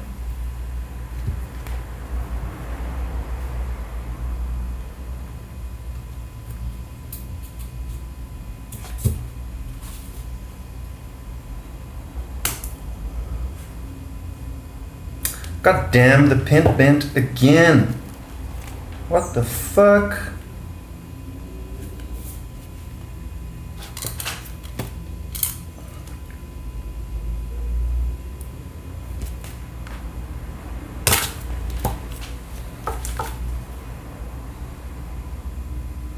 What's wrong with these?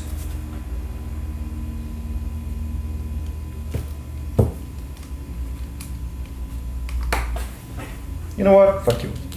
Let's get another one. We have spares.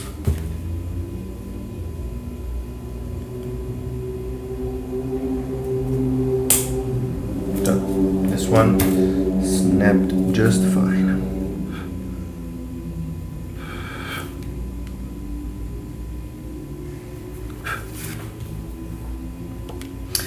But TKL is 87 switches, am I right? Yeah, 87 for your normal TKL.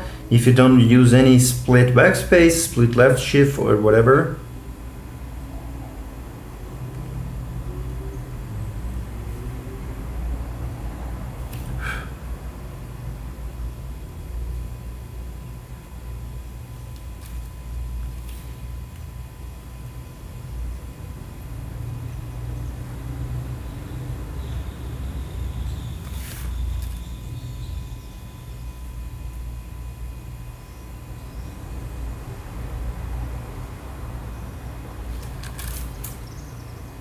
Okay, everything's good.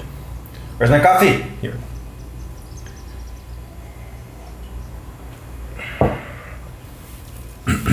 Man, that cinnamon makes such a huge difference.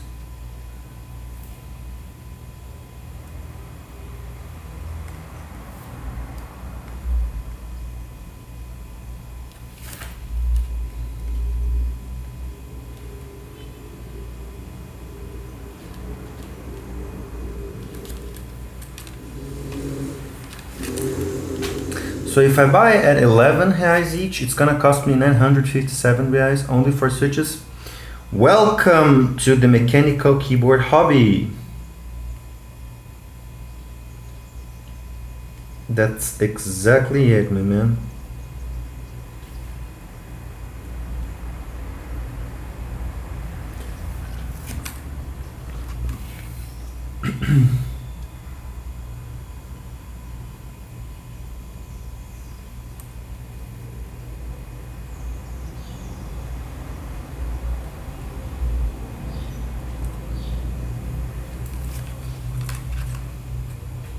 I'll build one of them. I don't care if that's a price. I love the Holy Panda sound. Yeah, they do have an amazing sound. Although, let me tell you something. I have tried, I think it was Journey Charo's keyboard, which had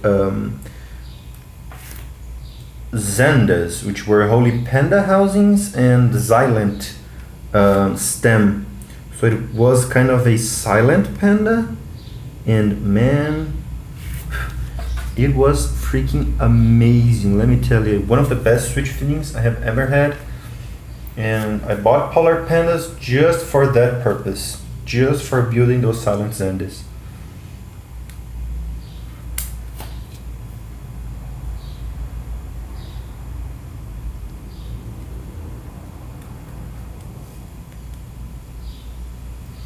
Okay. This one has a small issue that the pad, okay, refloat the pad, it should fit okay now.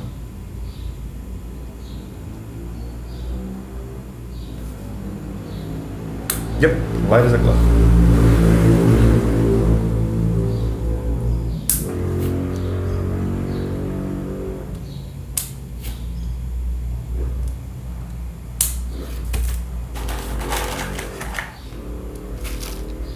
Have you ever tried Zelios V2? They're awesome as well. Yeah, I do have a keyboard with Zelios. I have a keyboard with Pandas. I have a keyboard with Chikis. I have a keyboard with Alps.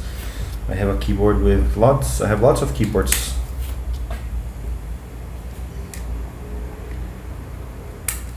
Zelios V2 are nice. Their only issue, in my opinion, is their housing. I don't like the high-pitched sound that they have, but I did lube them, so that sound got really muffled. Okay, are we going to use a normal or a stepped caps lock? Let's go for a normal caps lock. I believe he was using. Let's see. Yeah, he was using normal caps lock. Let's go for another row.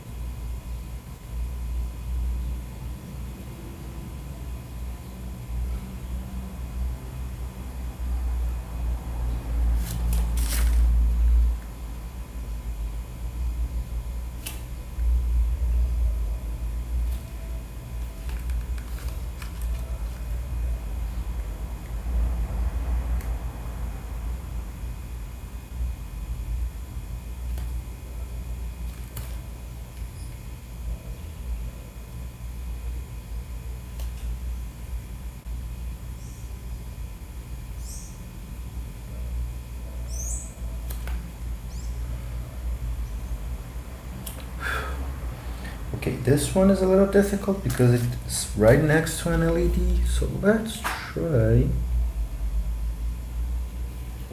Okay. Almost there, guys. We have 3, oh god. Yeah, they feel amazing. Almost there, almost there. Second to last row.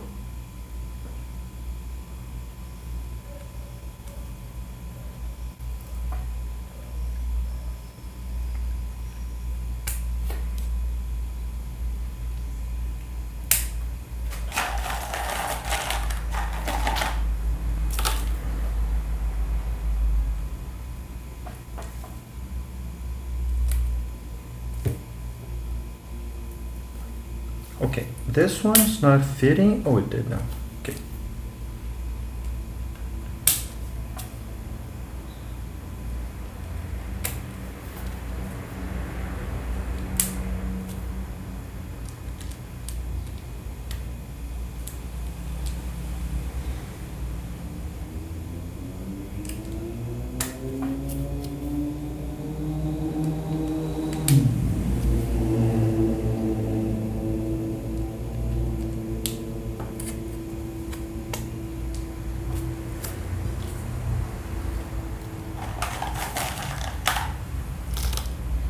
More coffee to fuel the machine.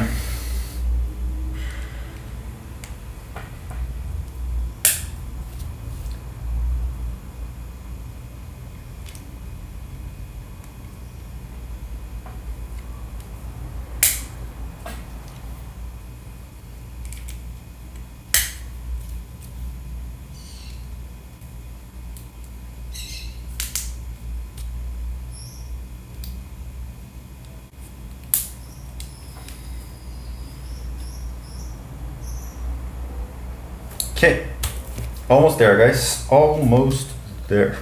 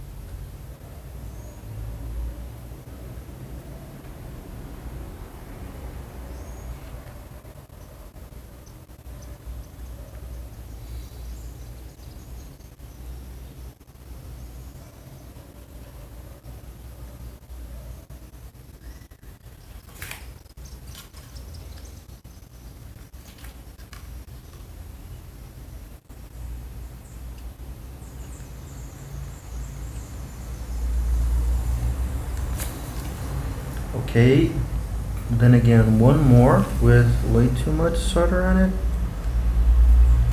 And yeah.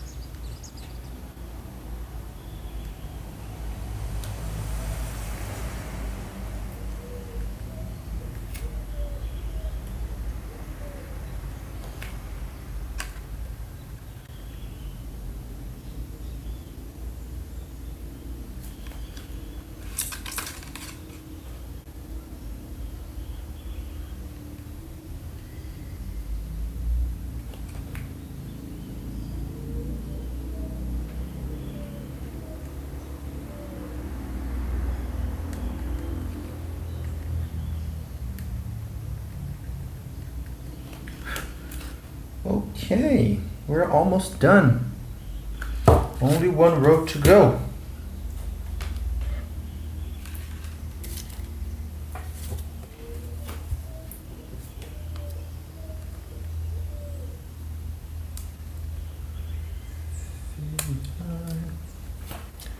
Frankenstein.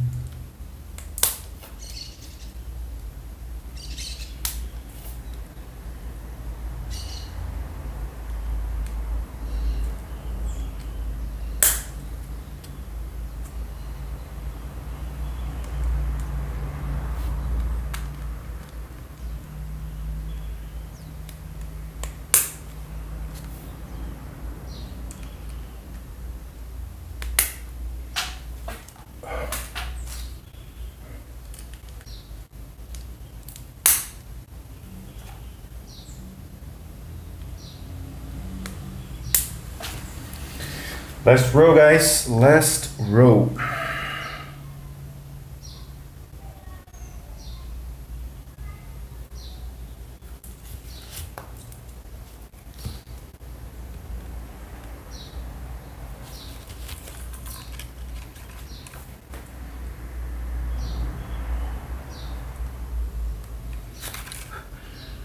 This switch here is looking kind of iffy. Let me get my multimeter. I'll need to test it.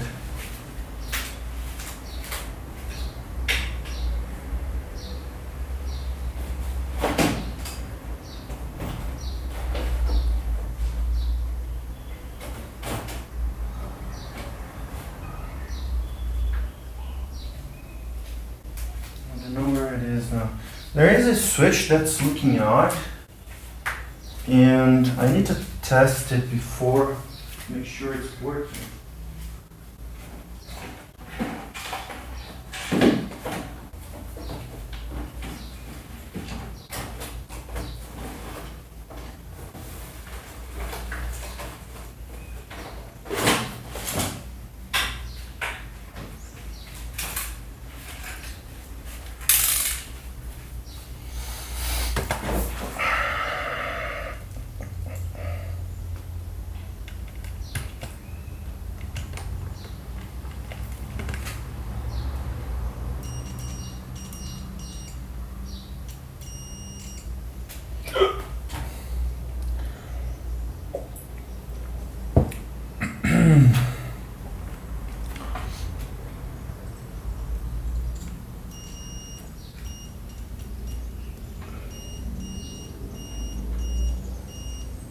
Yeah, it works. It works okay.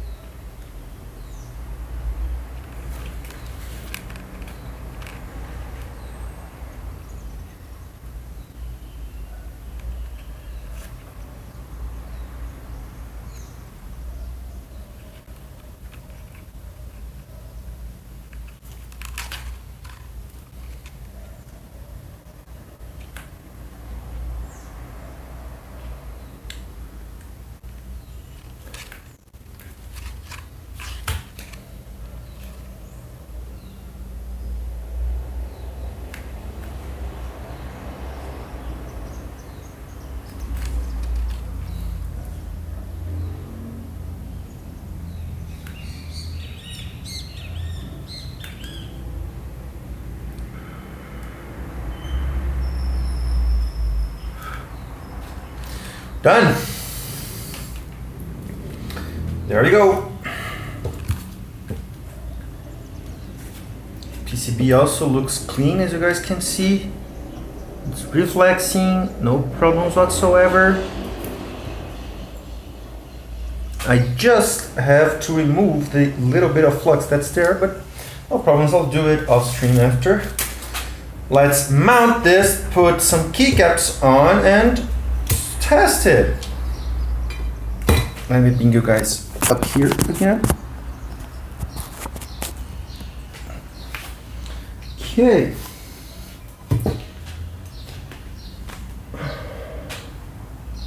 Where did I leave the screws?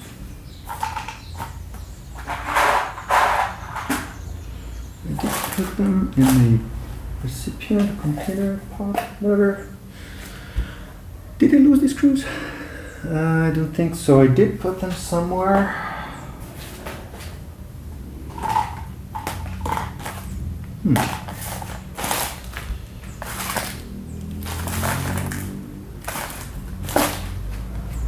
Where are the goddamn screws? Sun is going down fast now.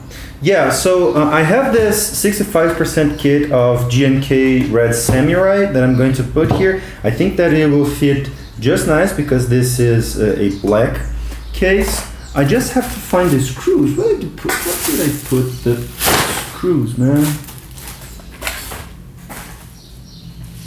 I remember that I put it in some container.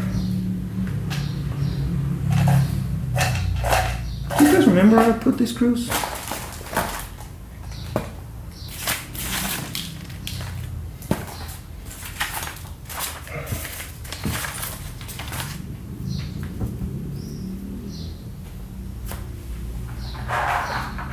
Am I such a disaster that I lost or I didn't put them in a container? Because I totally should have.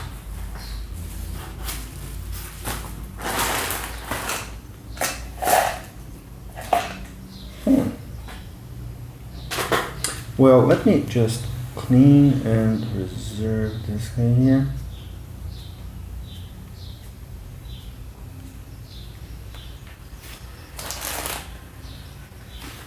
Dude, WTF, where are the screws?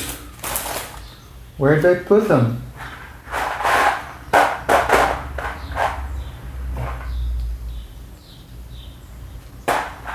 Oh, here now. I remember putting them in a pot or a recipient or something like that. They're not here. No, so this one is out. And here. Rewind the recording to see where you put them. I can't. Well, if you guys can do that, I'd be glad because I can't do it through the cell phone. I'm on mobile right now. Did I put them somewhere around here?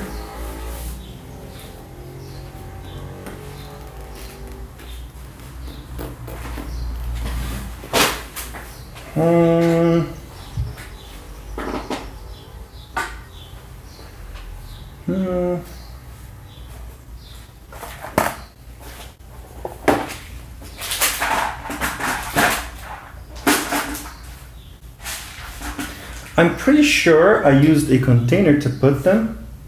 I just don't remember exactly which one.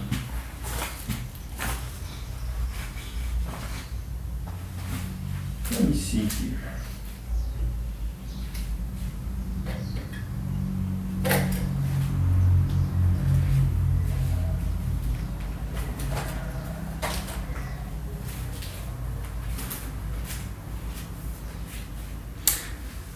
I'm a moron. I'm a fucking freaking moron. I remember now. I put them inside the case. It's obvious. You're there.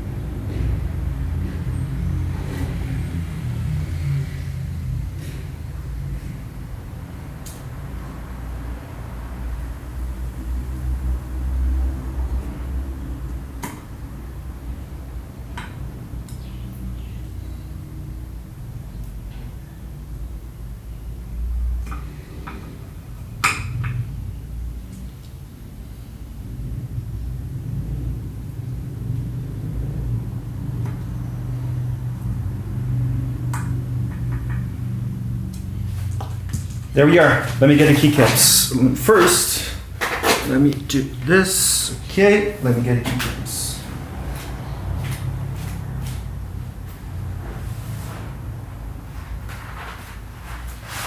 Here they are, Red Sam. Beautiful sleeve by Red Sam. Look at this. Really awesome.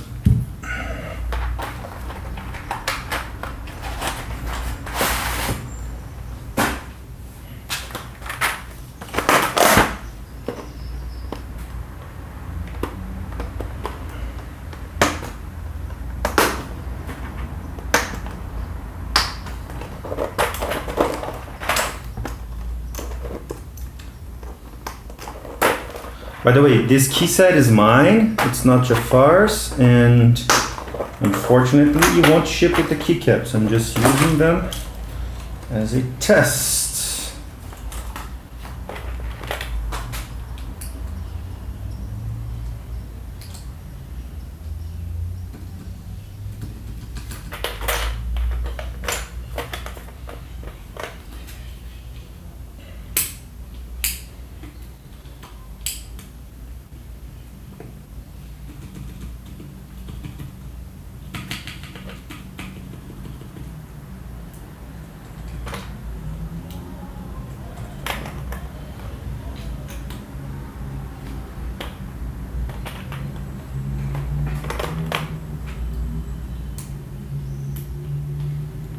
What's up, Sunfoil? We're just finishing up, man. I'm just resoldered the new switches, and now I am putting some keycaps on.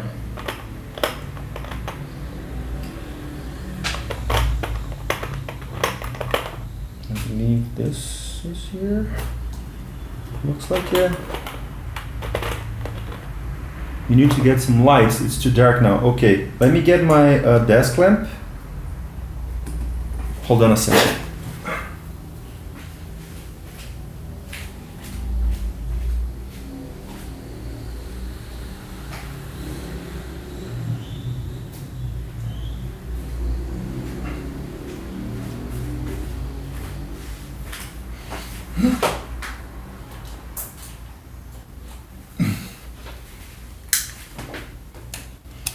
Better now? Let me just clean and take my solder iron away from here because it's still hot. Let me tin it first.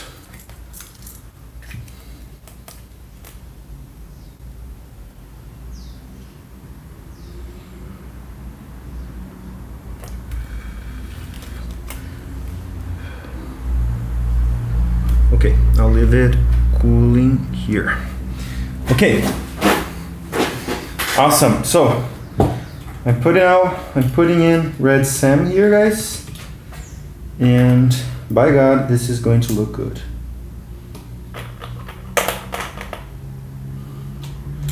Yeah, it's not even dark here. It's like sunny outside. Let me show you. It's like really sunny outside, so it's not dark here. This has to do, it's something to do with my camera. I'm using the phone camera, so you can't expect much from it. But yeah.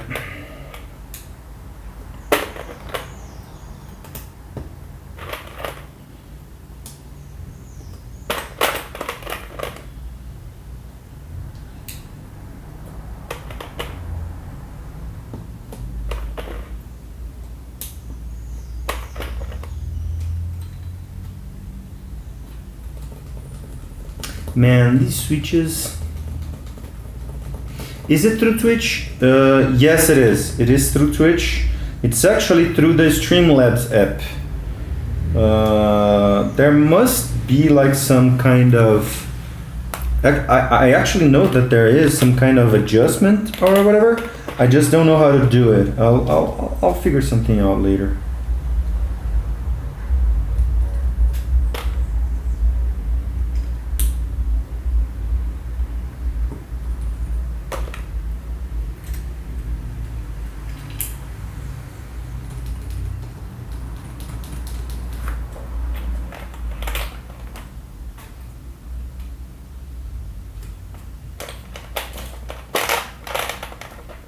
I didn't know Streamlabs had an app. Yeah, it happens to be much better than the Twitch app.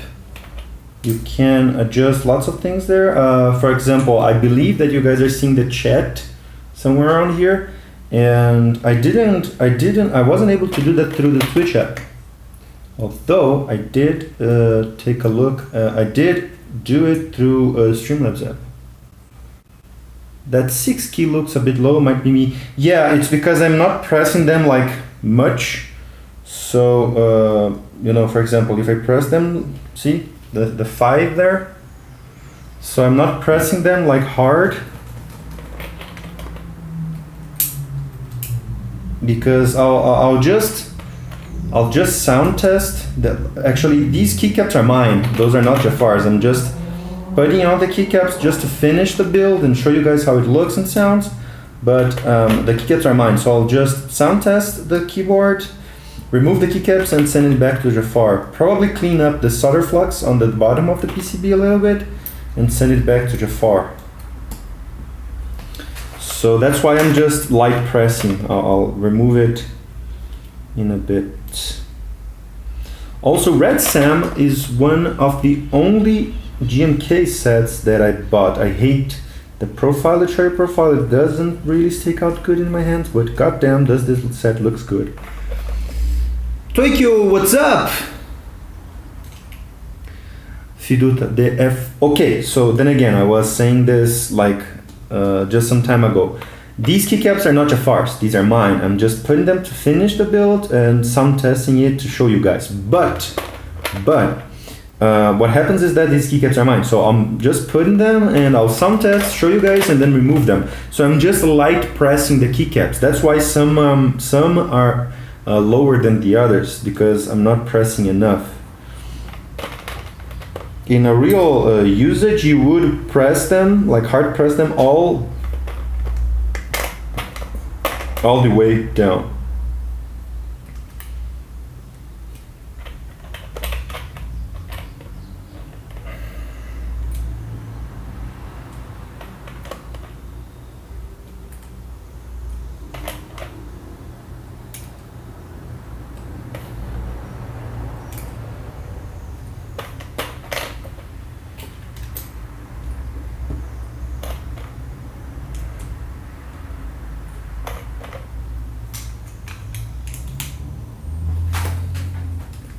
Guys, let me tell you something.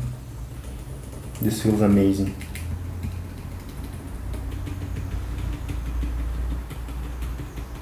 This really feels, feels so good.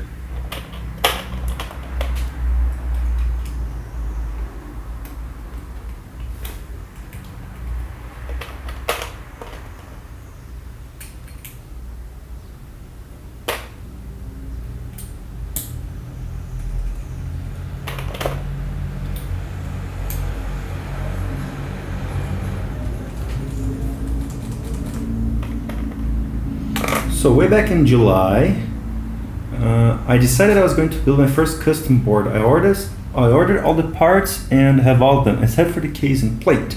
The seller for those has been absolutely terrible. Which case and plate did you sell? Which keyboard did you buy? Sorry, which case and plate did you buy? Honestly, for me, like the one that I generally recommend for people that are starting is this very keyboard, the TADA. It's amazing. It has a nice build structure. It feels good, and the nice thing is that if you don't want to get too invested in a hobby, you can buy the plastic case version, which is fairly cheap, $80 I believe. And if you like it, and if you want to invest more in the hobby, you can buy the aluminum and just unscrew and screw the whole kit into the new aluminum case. So it's a very, very beginner friendly really kit. I really recommend that if you guys want to begin.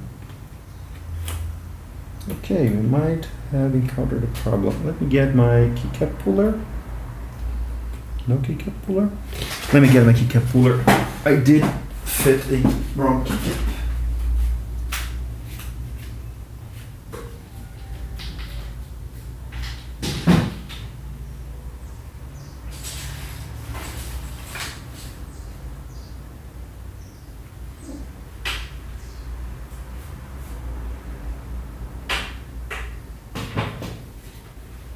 Where the F is my keycap?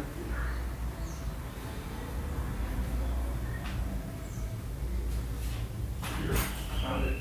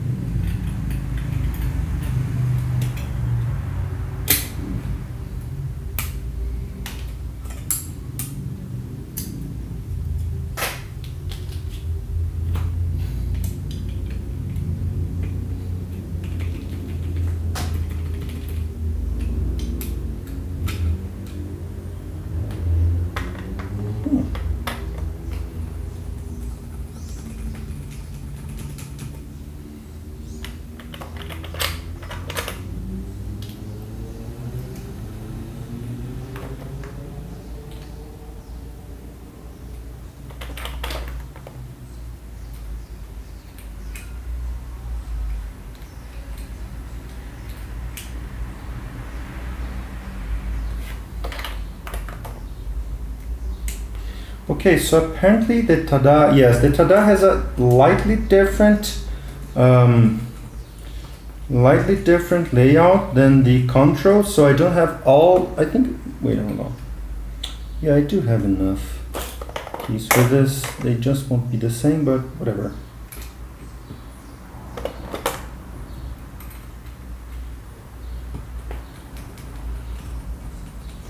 Okay.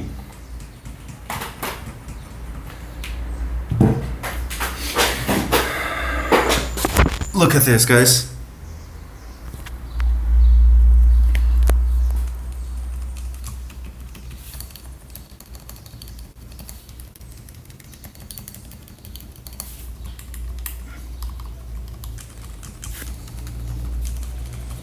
Yeah, I just love this key set. It's so good.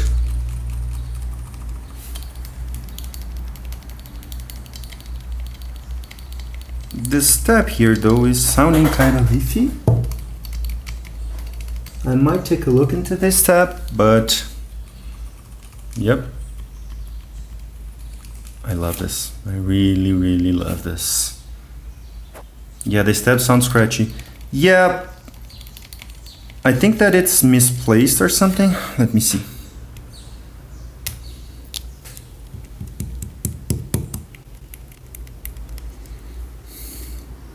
Yeah, there's definitely something going on there. I'll take a look, but yep.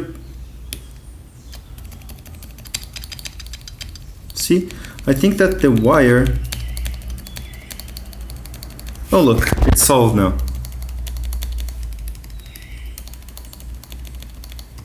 Yeah, awesome. Man, I really love this. Let's see what you guys told her. They were both from Centrac. Yeah, I've heard Centrac has been having issues with their cases and plates. He told me he was going to ship it in October, and since then has ignored all my emails. December 3rd, PayPal is escalating my claim, so I suppose we'll see what happens. Yeah, that's just how it is, man. Centrac, he has this story of, you know, these problems. So unfortunately, that's how it's gonna be. Let's fire up the PC and see what this bad boy can do. But first of all, let me take out my clothes, my clean clothes from my chair, because I am just that kind of person. Awesome. Let's fire it up. Let's take out my Wise 2. So I'm with 3 keys here. Let me show you guys.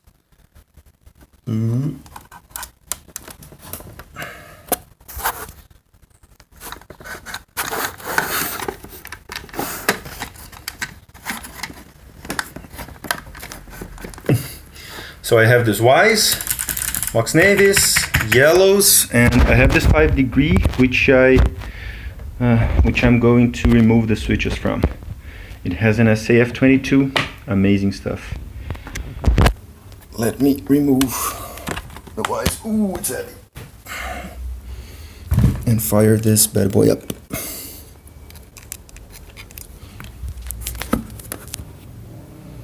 Do you have anyone there with holy pandas? I do. But mine with holy pandas is on the wardrobe. I don't remember the name of this thing here.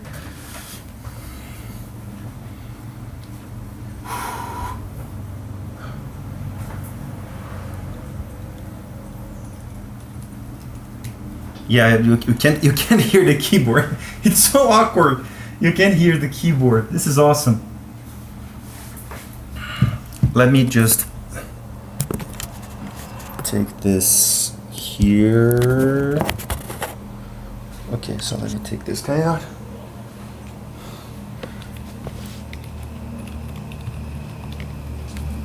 She couldn't understand the importance of an ortho and one staggered either. My sister asked me today why and if I really need two keyboards.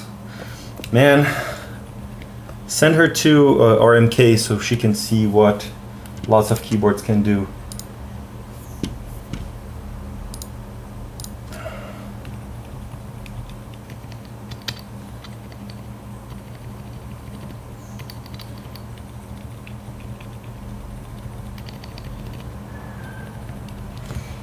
Yeah, the layout is very different from what I'm used to. Features, right? So the first thing you do is you design a fully fledged PCBs with only switches. What's happening? Okay. Yeah, so all switches seem to be working, but the layout is kind of different of the one that I use. So I think that the backspace. Okay, so here it is. You're using split, right?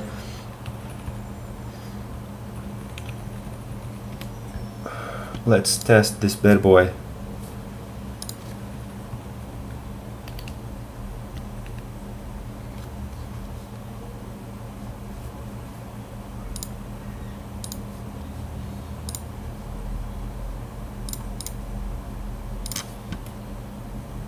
Okay, so there we go. Let's test this beast.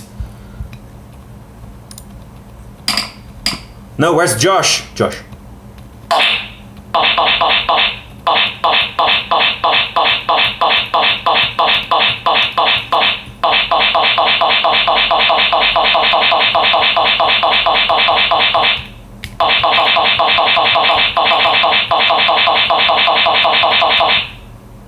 Working.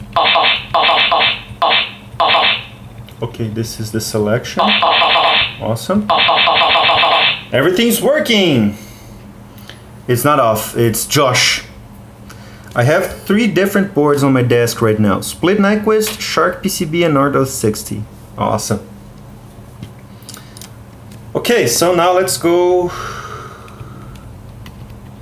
for the speed tests.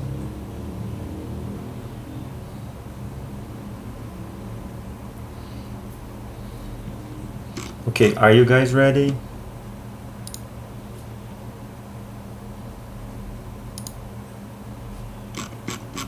I don't want to sign up for typing tests like WTF. Okay, typing test, let's go. Typing test.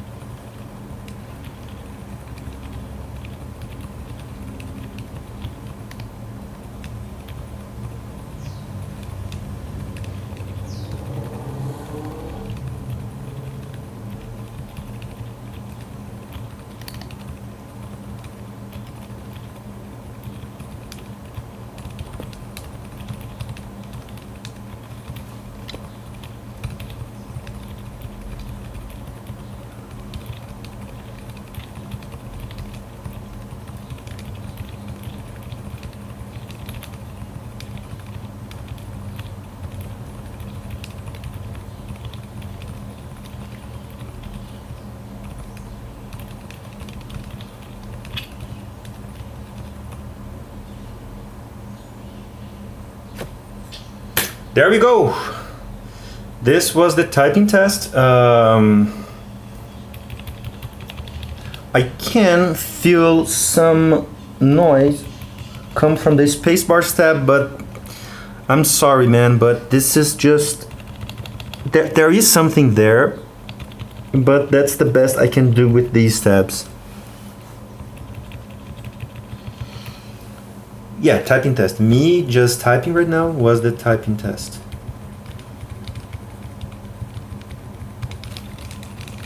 Yeah.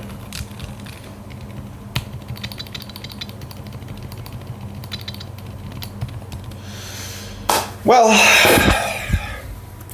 this is it, guys, but I did hear nothing. Yep, those are lubed silents. Lubed silents, they are that silent. They are awesome. Really nice switches. Really nice keyboard. Looks amazing, especially with this key set. I really like how it turned out. Yeah, so paying for hearing nothing. Yeah, that's exactly how it is. I don't know if, well, Hatoso can tell us why he needs silence, but I do use silence. I use Helios on university. I work in a lab with like 20 people, and I can't use box navies there because, you know, or any switch for that matter. I used to use my Gatorade Yellow keyboard there, and people started complaining. So that's just how it is. Mechanical keyboards in the library is low. Yep. But yeah, this looks amazing. It feels awesome. Silent switches, man, they're awesome. I really like them. Yeah, I really like how this feels. Yeah, really awesome. Really, really awesome. I plan to use 205G0 lubed Rosilios. Keep in school. I hope it's quiet. Are Rosilios the silent version? Because if they are, go for it. They are this silent or even more. Even more silenter. I don't know if there's an adjective for that. You could. It would just not be a friendly environment anymore. Yeah, people would start beating you up. So yeah, guys, this is what I had for today. If you guys have any more questions, I am heading towards ending the stream now, removing the keycaps and ending the streams now. I'm pretty sure they're almost identical to Helios. Yeah, if I remember correctly, Rosilios are the Helios one and Sakuros are the Telios one, right?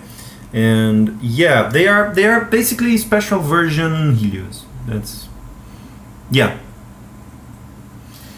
Thank you very much, Gondo. Waiting for the keyboard to arrive now. Yeah, I don't think I'll be able to send tomorrow because I still have to buy more isopropyl to clean the bottom of the PCB because it has flux on it still. By the way, I did show the PCB cleaned. Like I had a little bit of IPA, so I cleaned the PCB before soldering, and you guys can see on the stream it looks perfectly clean and new. Problem being that when I soldered the new switches, some flux got in there, so I need to clean that flux. So I'll probably send to you on Tuesday, because on Monday I'll get new IPA and clean it to you.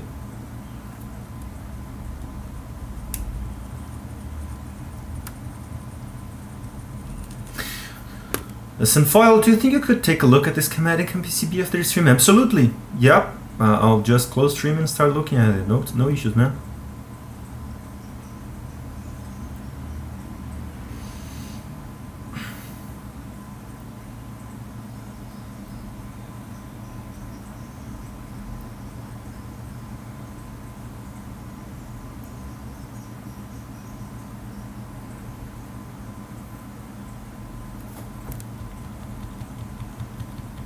Awesome. So yeah, this is it, guys. I'll close stream now. You guys have a nice Sunday, a nice weekend. Have a great night. And as always, if you guys need anything, have any questions, you are very much free to ask me on Discord. Any plans on when you will continue the guide with Mr. Keeps? Yeah, this week we will have EP4. We are already scheduling it. Right? Guys, See you later. Bye bye. Going out. Godspeed.